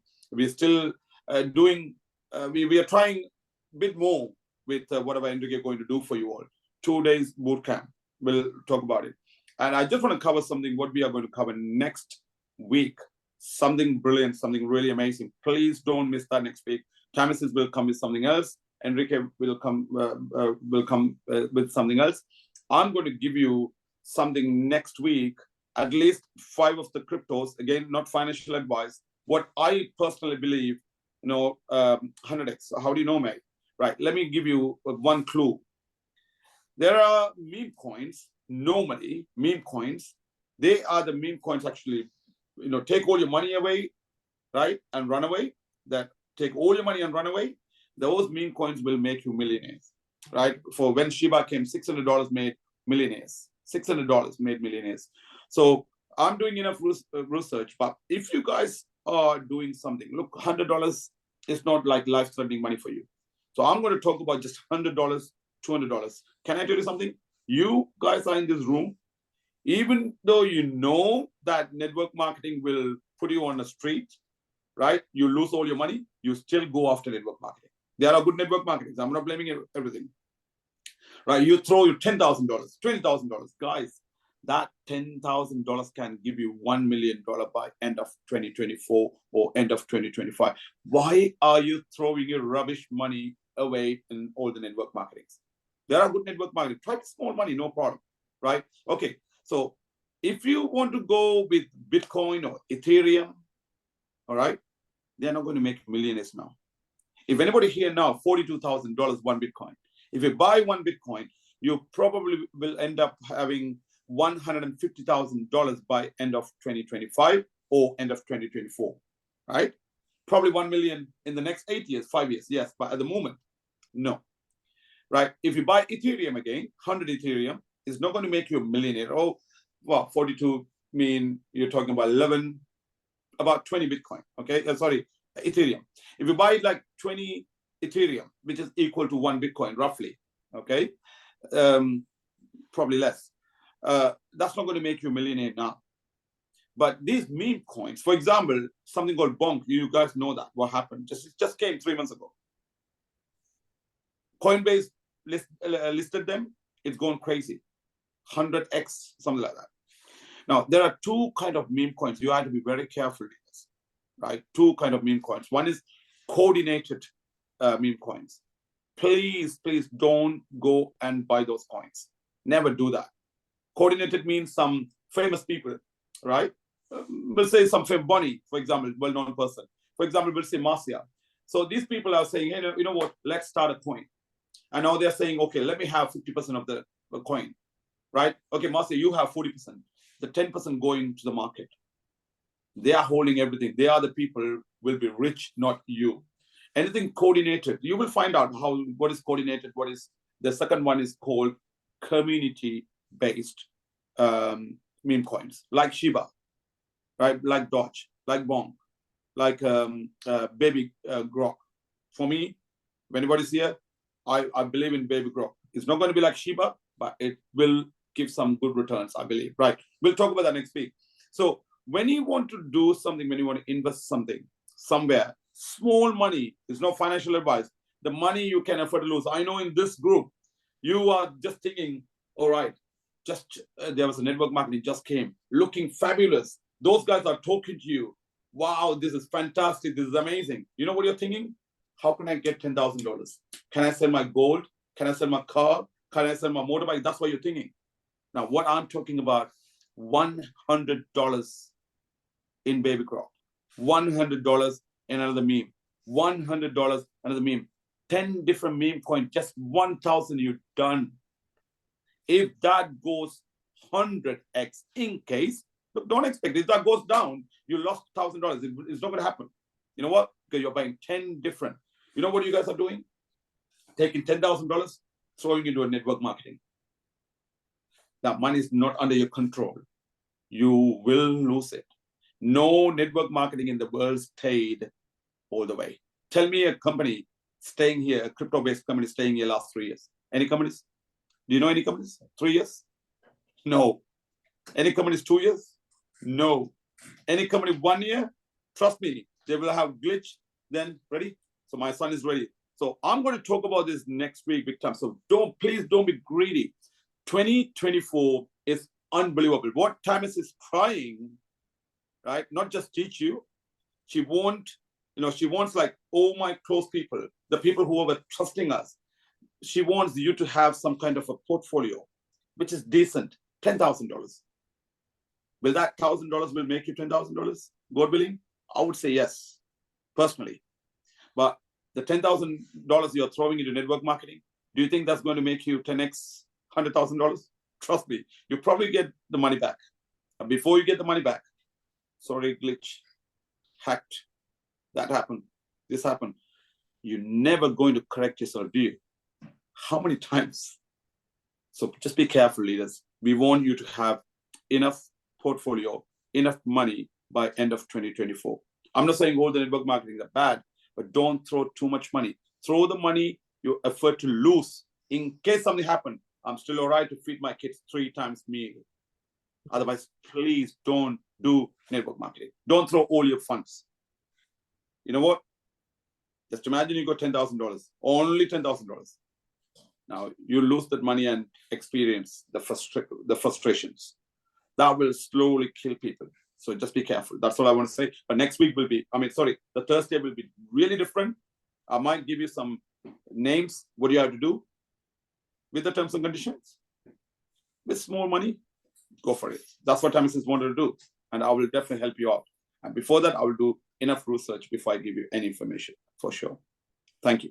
Tami. Thank you, Kobe, bro. Good advice.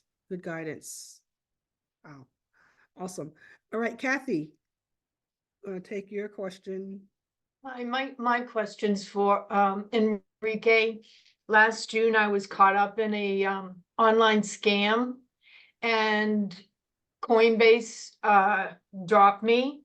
And then I tried to get a trust wallet, and then they said, I got the email welcome, and then the next day I got the email saying you're a security risk. So where do I start to clear my name? Because this is really whatever. Okay, no, I understand. So you got an email from who? From Coinbase? Coinbase dropped me. Right? I was new. I didn't realize I was someone used somebody else's name that I knew, that I trusted at the time, and it wasn't that person. And so they had me, they were putting money into my Cash App, and then I was buying Bitcoin and sending it. It was crazy. I mean, trust me, I knew nothing at the time. I was totally a novice. So anyway, and Coinbase, I believe they even called me and said, or texted me, do you know this person? And I said, yes, I trust this person, let this happen. So anyway, I was being scammed. So Coinbase, they dropped me. And so then I tried to get a trust wallet. So and they sent me a welcome email saying, great, welcome to Trust Wallet. And then the next day I got another email that said, sorry, you're a security risk. So no, you can't have a trust wallet. And I did that for another wallet too. And they said, yes, they welcomed me. And then the following day I got an email saying, no, you're a security risk. So I don't know how to clear my name. That seems, at least to me, and we can talk about this, and more than happy we can talk about this later, because it seems a little bit more complicated. But it seems to me that you're receiving emails which are all scams.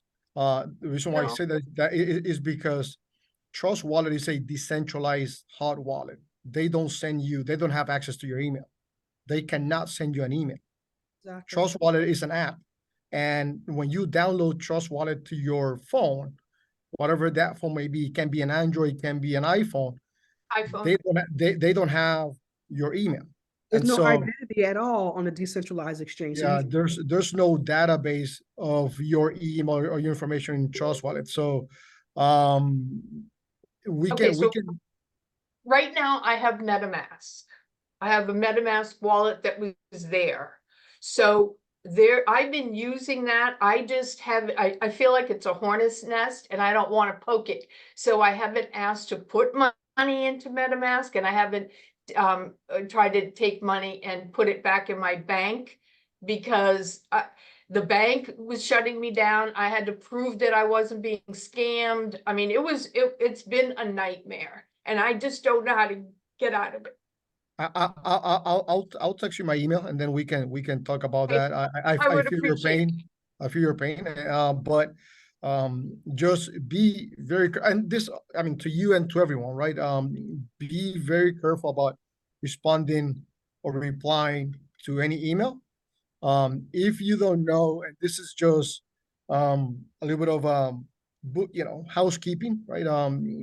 Be very careful of, in this new world, unfortunately, it is what it is, right? Of you being your own bank, then people can try, and people will try, right? And they send mass emails to everyone saying, hey, this is your trust wallet. And they're just trying to fish. They're just trying to guess who might respond.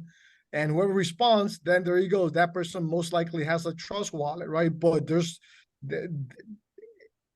but it's not coming from trust wallet group. I mean, having said that, I will text you my email, and then we can I can give you a Would little bit of appreciate that very much. here and there. Okay, no You problem. go ahead and private message her there. Thanks, Kathy. Yeah. You've been dealing with that for a while. I hope it, gets straightened out, and Enrique will be able to give you some clarity on exactly what's going on in the background. Hey, Julie, you remembered your question? Yeah, I think you probably already answered it, but I think you said at the beginning of this training that you were going to go over more details about the different Wallets. cold wallets. Yeah. So I guess I had done some research in regards to which ones, like if I plug it in to my,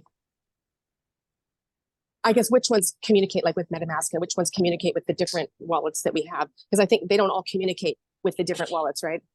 Correct. Okay, so good. I guess that was one of the things I wanted to find out, and I just want to say I'm really sorry about that last lady. It just breaks my heart for her, because yeah, I think we're all learning the hard way that there's a lot of bad people out there. So anyways, be praying for you, girl. We don't care for you at all. Yeah. So I'm excited. You're going to be talking about that on Thursday. Yes, on Thursday we'll give some more specifics. We're going to go deep down, a little bit dig deeper into the specific wallets and the comparisons in terms of the security that they have and things of that nature. Okay. Features you should look for, the costs, things of that nature. We'll talk about that on Thursday. Okay, excellent. Thank you. That's it. Welcome. No problem.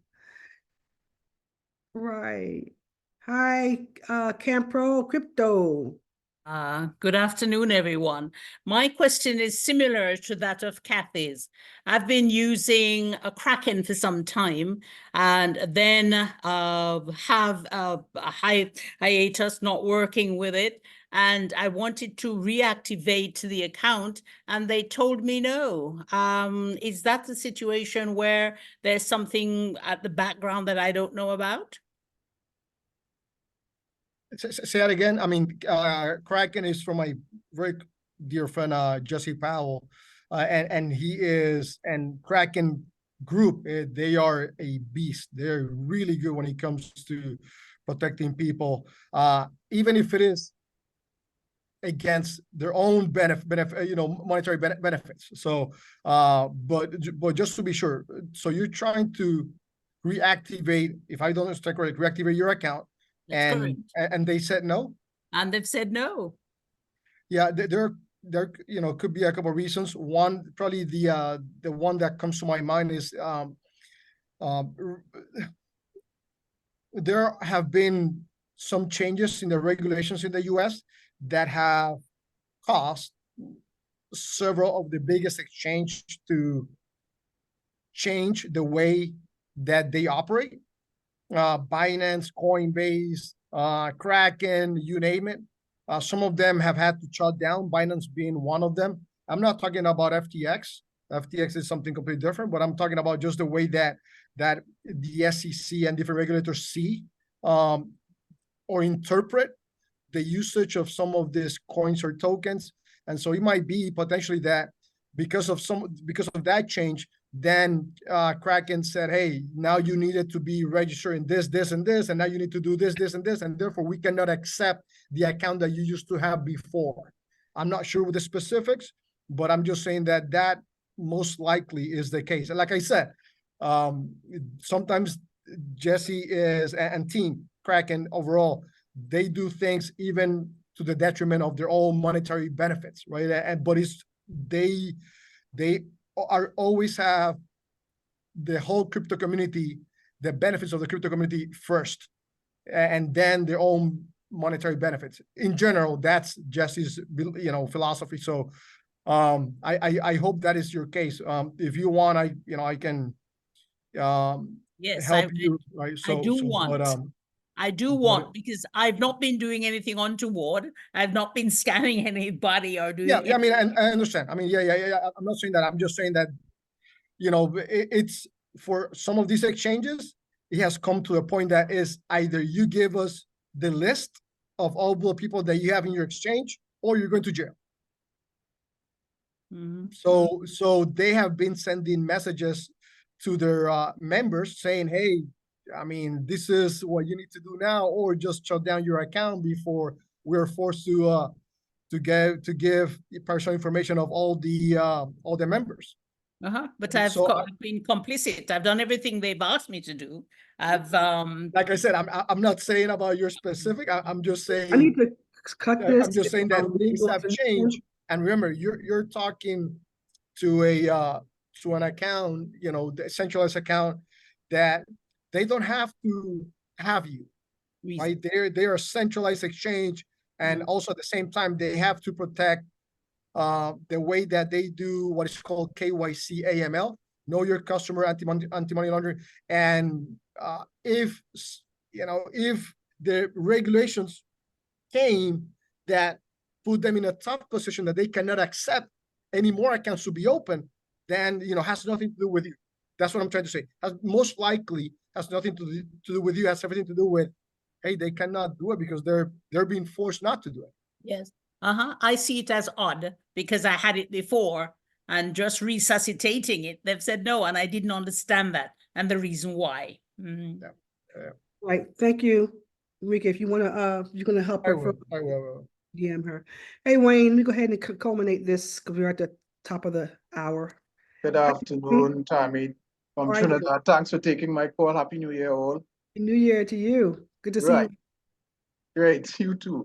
I have a question for Enrique, and it speaks to VPNs and the whole scenario that we face today in our world of crypto.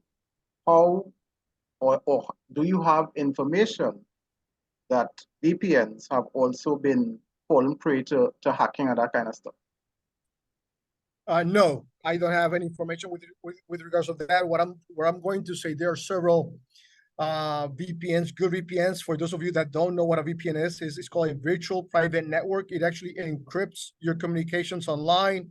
What I will say about VPNs is the same thing that I will say about Facebook, the same thing that I will say about email.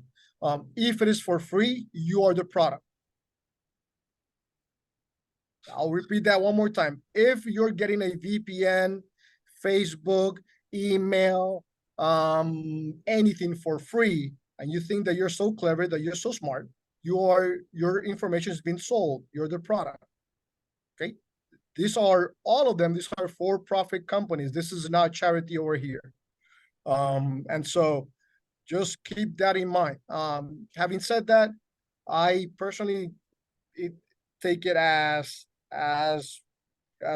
good ethics in terms of work ethics, just to always pay for VPN. And I have multiple layers of VPN. VPN as well. I mean, VPN is not going to protect you from being hacked. Okay, it's not designed to do that. It's basically designed to give you privacy in terms of your location. But it's not like you're oblivious to being hacked, because you can still be hacked. You just it's more of a privacy thing. It keeps your IP private so that people can't see exactly where you are, where you're actually computing from. That's primarily what the VPN is for. It's not going to keep you from being hacked. So you still need to be careful when you're using VPNs. All right, so now let's take a time. Good question, Dwayne. Let's take the time now. Since we've answered everybody's question, Gobi Bro has already mentioned the fact that we have a nice boot camp that we have negotiated with Enrique that's going to be coming up on this coming weekend. Enrique, so now that we've gotten here, I know we were going to allow this to happen until Tuesday, but since this turnout didn't happen the way we expected, I'm wondering if we should make some modifications on that end. But in any case, Enrique is going to give you some further information about how this is going to work. So there are some people that attended that registered for a training class that Enrique had for this past Saturday. So instead of that class, it was a hefty 50% discount. First of all, the course itself was discounted, and then there was another 50% discount on top of that.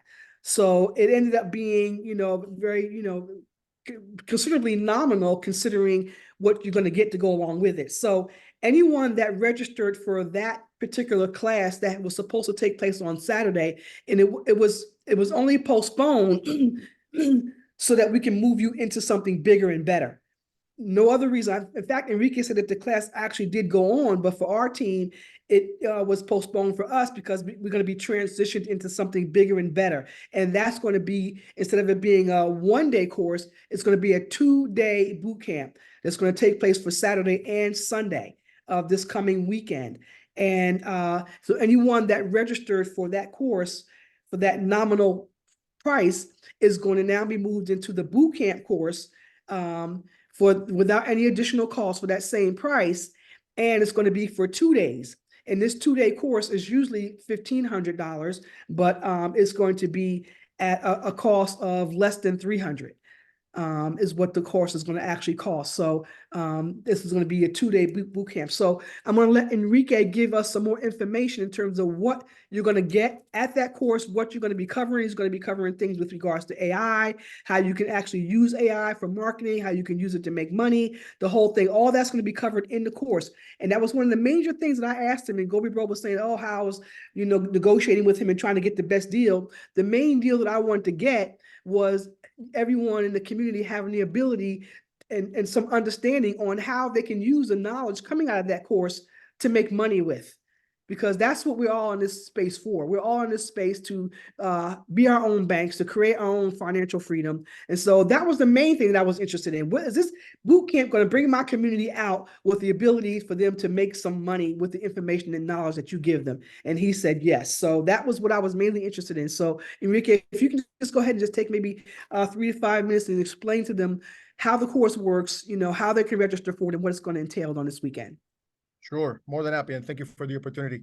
My goal has always been to attack on 2 fronts. One, help yourself make more money. That's number 1. And number 2, and sometimes even more importantly, help yourself protect what you make. It doesn't matter how much you make, it always matter how much you keep. And so I keep trying to tell people that, hey, I'm making 5x, 10x, 20x. Yes, professional athletes make more than that in terms of the excess. And within 3 to 5 years, 72, 78% of all of them go bankrupt. Right? So it's not only about how much you make, actually it's more importantly how much you keep. And being able to use some of the laws of nature of something called compound interest. How then can you compound whatever you make, right? And keep it, right? Whatever you keep. And so in 2009, I was lucky to be given the Beacon white paper, and then lucky that I know enough math to then trying to figure out, hey, what is this, the algorithm, right? Well, what is this all about? And so in 2012, right, there was a tsunami coming in terms of people jumping in as well and getting excited, and price being at $5, $10, $15, right, at that time. And so my question, and any of you can answer this, my question to any of you is, if you were with me back then in 2012, would you have bought Bitcoin if you would have known about Bitcoin? If you would have known about Bitcoin in 2012, would you have bought? Sean says yes. And Mei Lee says yes. So where's Sean? Sean, raise your hand. I want to ask you a question if you don't mind me asking you a question. Perfect. Sean, you can unmute yourself if that's okay with you. I just want to ask you a quick question. John Williams say no. That's probably the correct answer. Who knows? I'm not sure if Sean, can you unmute yourself or do we have everyone mute? Wait a minute. Sean, you have your hand raised so I can find you? Oh, yeah, there you are. There you go, Sean. Hi, good day, guys. Good day. Oh, thank you. Thank you. So, Sean, let me ask you something very quick because I'll try to do this as quickly as possible within 1 minute. So when was the first time that you heard about Bitcoin? Oh, man, I can't recall when. I know a while back. I don't know. Give me a year. Give me a year. 2010. I can't recall. 2010. Now, did you buy at that time? No, I was just trying to figure out what it was all about. Okay. Did you buy in 2012? No, I didn't buy at all. Did you buy in 2014? No. Did you buy in 2016? No. 2018? Nope. That's what I'm trying to show to and prove to all of you, right? This is right now in the year 2024. Sean, brother, thank you very much. Really appreciate you being over here. This right now in 2024, this is right now today, your 2012 time. It's as simple as that. We are at such an incredible moment in time, that you have two huge tectonic movement colliding with each other, collapsing with each other, coming together. There will be incredible amount of destruction and incredible amounts of opportunities for those of you that says, hey, you know what? Let's just pull the trigger right now. This is my time. Just pull the trigger. This is my 2012 right now, right? It doesn't matter how much you know, doesn't matter how much you get access to it, right? Unless you pull the trigger. And so imagine you would have pulled the trigger in 2012. Maybe you'll be over here with me, Sean, talking right now. Would have been great. I mean, to have you over here. So that is what I'm trying to say to all of you. It's like, hey, this right now, year 2024, we are going to see something that I am not seeing I have ever read in any kind of history books of technology. And I do read at least 52 books per year. And so the collapse that we're going to be seeing is a tectonic shift in the financial way that we do exchange of value, that is Bitcoin, the way that we exchange value, and the way that we exchange labor. So Bitcoin and AI, they're collapsing. And I got called when I got introduced to the great Tami. I think it was last week. I mean, sometimes it feels that is more than that. I mean, just because of such amazing way that we have been, integrating each other. But when we got connected, I was literally on my way to Washington, D.C. to talk to some congressmen, congresswomen about what's going to be the impact of this two tectonic shift. Government everywhere are scared, and rightly so. They're scared because Bitcoin can take the power away of all these centralized institutions, potentially, not necessarily, potentially. AI will absolutely take away, right, and decentralize the way that labor is now being exchanged in the market. And so this year, we now see it in the biggest companies, the Morgan Stanleys, the McKinseys in consulting. They are just announcing, hey, we're going to be firing 300,000 people, 30,000 people, 75,000 people, right? And so in an election year, which is also the reason why they call me, what's going to be the impact, potentially the impact of that in an election year, very important, right? And then the ripples of that in all the other countries as well. We're seeing some of that in Argentina, some of that in El Salvador. We're seeing some of that in Africa. I helped in Nigeria back in 2015, I believe, if I'm not mistaken. So what I decided to do, I initially was going to give a one-day class about AI. And then the more I thought about it, then the more it made more sense to me that, hey, I'm going to make something special for all of you.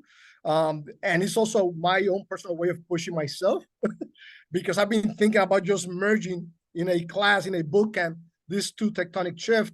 And so I took it upon, just myself to, hey, let's just do it. Let's just give to everyone over here this shift, which is going to be, and let me see if I can share over here. Hopefully I can share.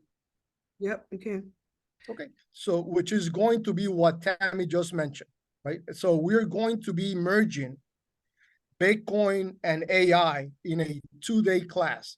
And because I talk about the price at the beginning, initially the price was going to be, initially I had discounted the 1-day class to $595. And then I said, behind the scenes, and Tami can say it because I was behind the scenes just texting her. I said, you know what, let's just do $22.25. Is that okay? And she was like, yeah. And then I told my team, literally, I mean, that was when I first talked to all of you. Hey, give me a discount. And then they were like, Enrique, how much? 25, 50. I said, no, let's make it. Let's do it. Let's go. Wow effect, 50%. And I got a lot of push. I say, I don't care. 50%, make it. Give it to me. And so that's how we came up with Tami 50. That's as deep as it goes. I mean, there's not that much thinking about that. So because I gave that price, I said, you know what? I am not going to change it. Let's keep it until Wednesday at that price. Even for the 2-day class, the people that have already registered, we're going to be grandfathering them. We're going to be bringing them at that same price, $225. I'm sorry, $295.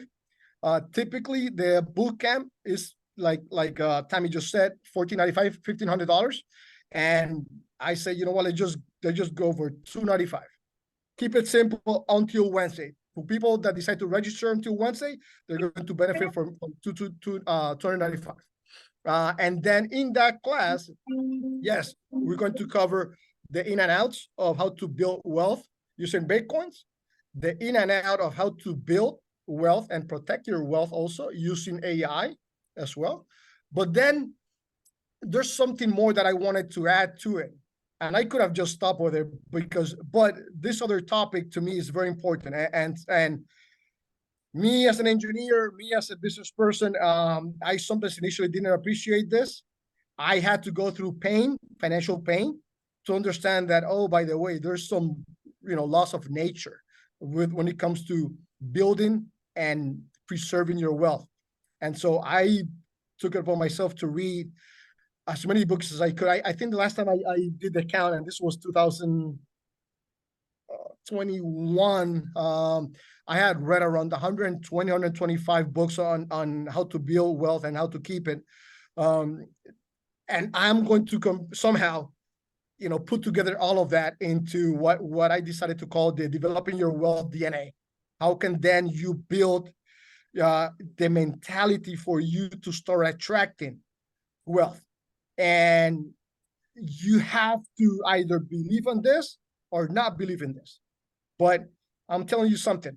If your bank account doesn't reflect what you would like to have, give it a chance.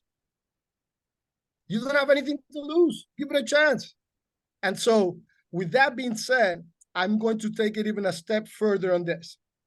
By the way, the registration is right there at the bottom, right? AICryptoEDU.com/BTCAI.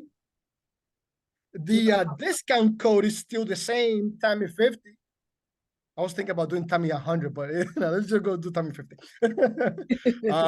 And then for those of you that want to use a different payment system, crypto, Venmo, Zelle, PayPal, you name it, you can email me and I will then, we'll create one for you. Why is that I don't put the public address of crypto over there? I have seen too many times that people have announced whatever, courses, classes, trips, all kinds of things. And there's always a hacker that's able to tweak online that address. And the Mm. moment that they tweak it, all the money goes to the hacker, not to the people. And the people are like, wow, no one is paying me using crypto. What's going on? Right? But somehow they keep registering, but they're not paying me. Where's the money? Well, someone was able to tweak just a few characters in that address, and the money just went away. And so for that reason, and me being also very cautious, and me being talking about cybersecurity, it makes sense that I don't also expose any of you, right, to the same things that I preach and I talk about, right? And So so, Enrique, with that being said, I mean, could you first of all pop that link in the chat so that people can get the absolutely. link and then register? And also for those that may want to pay you in crypto, is it okay that they use that email address there so that you can maybe email them an address that they can send to? Yeah, so they can email me, and once you email me and you say, I am, by the way, I just want to be very clear. This is only for Tami and Gobi's team. I am not going to allow anyone else outside of Tami and Gobi to be over here. It is what it is. I cannot, because I don't offer this disc, and I have never offered this course. This is just exclusive. I mean, for the first time is just for all of you. And so anyone that went in the class, I'm going to ask Tami to go and quickly and check all the names. Whoever Tami doesn't recognize, I'm just going to ask her to please text me, and that person is going to quickly and very kindly escorted outside. I don't care about the money. I'll be happy to return the $295, the $595, the $1495. Trust me, I don't care about money. I want to keep that, very, very clear to all of you, right? This is something that I want to make very special, because both Tami and Gobi, I believe, are doing an amazing job for all of you. And so I want to make sure that I recognize their hard work, their efforts, their sacrifice for all of you, right? And so whoever wants to join, I will let me then stop sharing this so that I can then go ahead and put it in the chat. Now, we originally offered up until Tuesday, but Enrique, now that this our turnout here wasn't what I expected, because myself, I think we're gonna have it go through Thursday so that people on our Thursday session can have access to this as well, and then the class is not going to be for another 2 days after. So I think we should be able to offer it through Thursday. Let's make it happen. Let's make it happen. More than happy. Yep. So those that are going to actually, you know what? I'll let's do this. I'll do it until Friday night. There you go. Whoever wants to register until Friday night, you have until Friday night to register, right? At $295.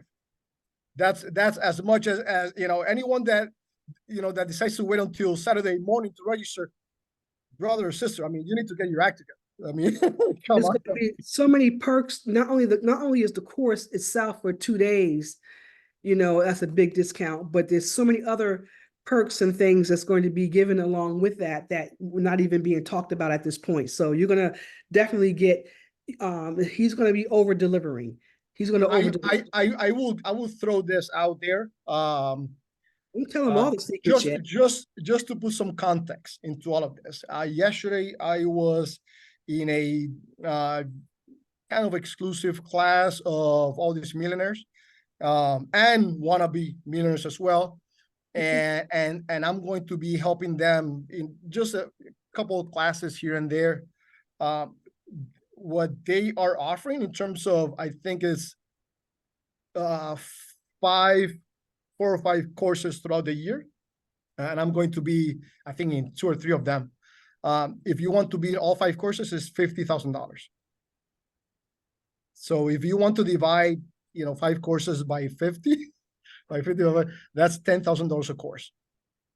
And what I'm going to be saying over there, I will say even more this weekend, because over there I'm going to be talking about only one topic. And that course is not longer than the 2-day course that I'm giving. So just keep that in mind, that both Tami and Gobi are going to great length to make sure that they provide huge value to all of you. Yeah, and Gobi was great, and Tami, both of them were great in kind of grab me by the ear and say, Enrique, you need to bring us a little bit more, you know, better value. I say, yeah, sure, let's do it. Even right now, right? That's a lot for my community, you know. I'm just giving out free stuff to my community. You want to charge them for something, so you got to give them extra. You know, nope, that ain't enough. I want more. Nope, we need some more. You need some more. So there's even more to come that, you know, that we haven't even talked about. So the value is definitely going to be there. And you know, that's what we're excited about as well. So I'm even, he doesn't know this yet, but I'm going to be banging on him for even whatever he gives on those 2 days. I'm going to be banging on him for him to give more for that same $295. It's gonna, I want to stretch it as long as I can. Far out as I can stretch it. More than happy. Yeah. So I just had someone in the chat said that they tried, but the credit card wasn't working. So I'm gonna you guys can try. Enrique, just pop your email in there as well. So if they do have any questions, it's over there.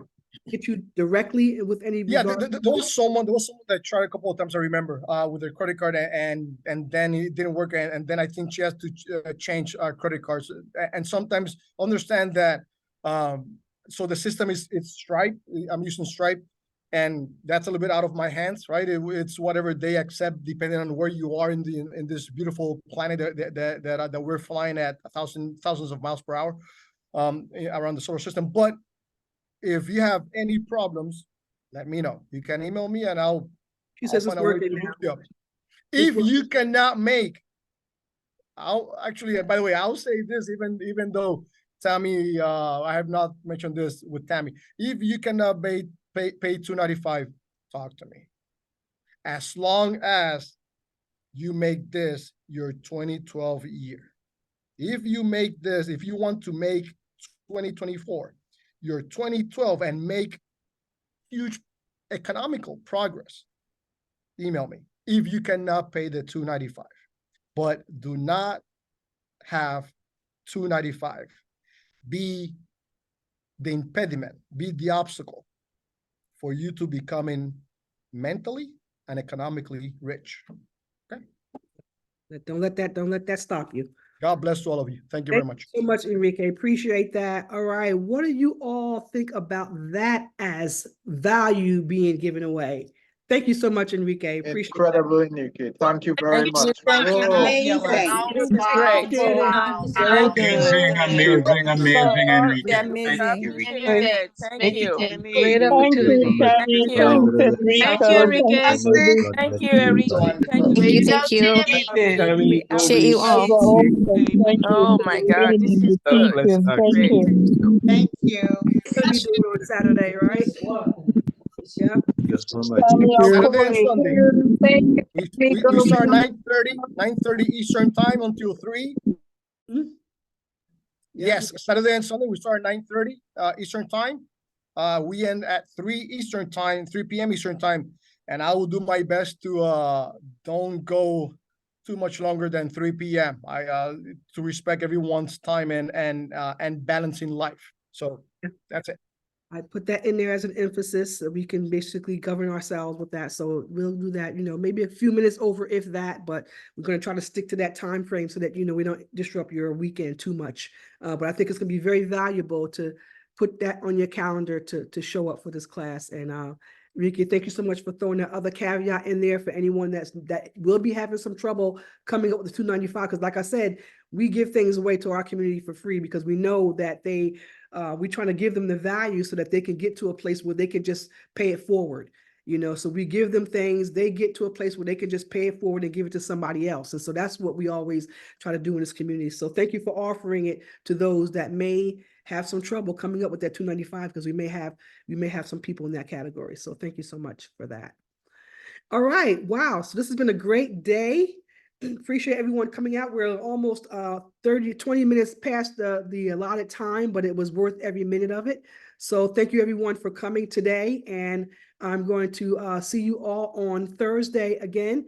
And we're going to talk some more about wallets, go a little bit deeper into wallets. Gobi has something very special he wants to give you as well.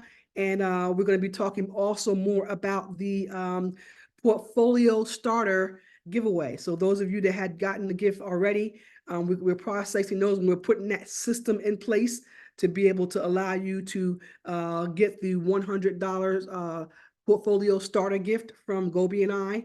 We're still putting that system in place. So once we do, it's going to really be flowing every session. We're going to be giving away starter packs. So stay tuned for that. All right. Thank you everyone for your time again today. Appreciate you all and look forward to seeing you all back here again on Sunday. Thank you. Tammy. Thank you, Tammy. wonderful group. Thank you, you. Enrique. Thank you, Tammy. Thank you, Thank you, Enrique. Tami. Thank you. Thank you, Enrique. Fantastic. Thank you, Enrique. You are a godsend. Thank you. Thank you, Tami.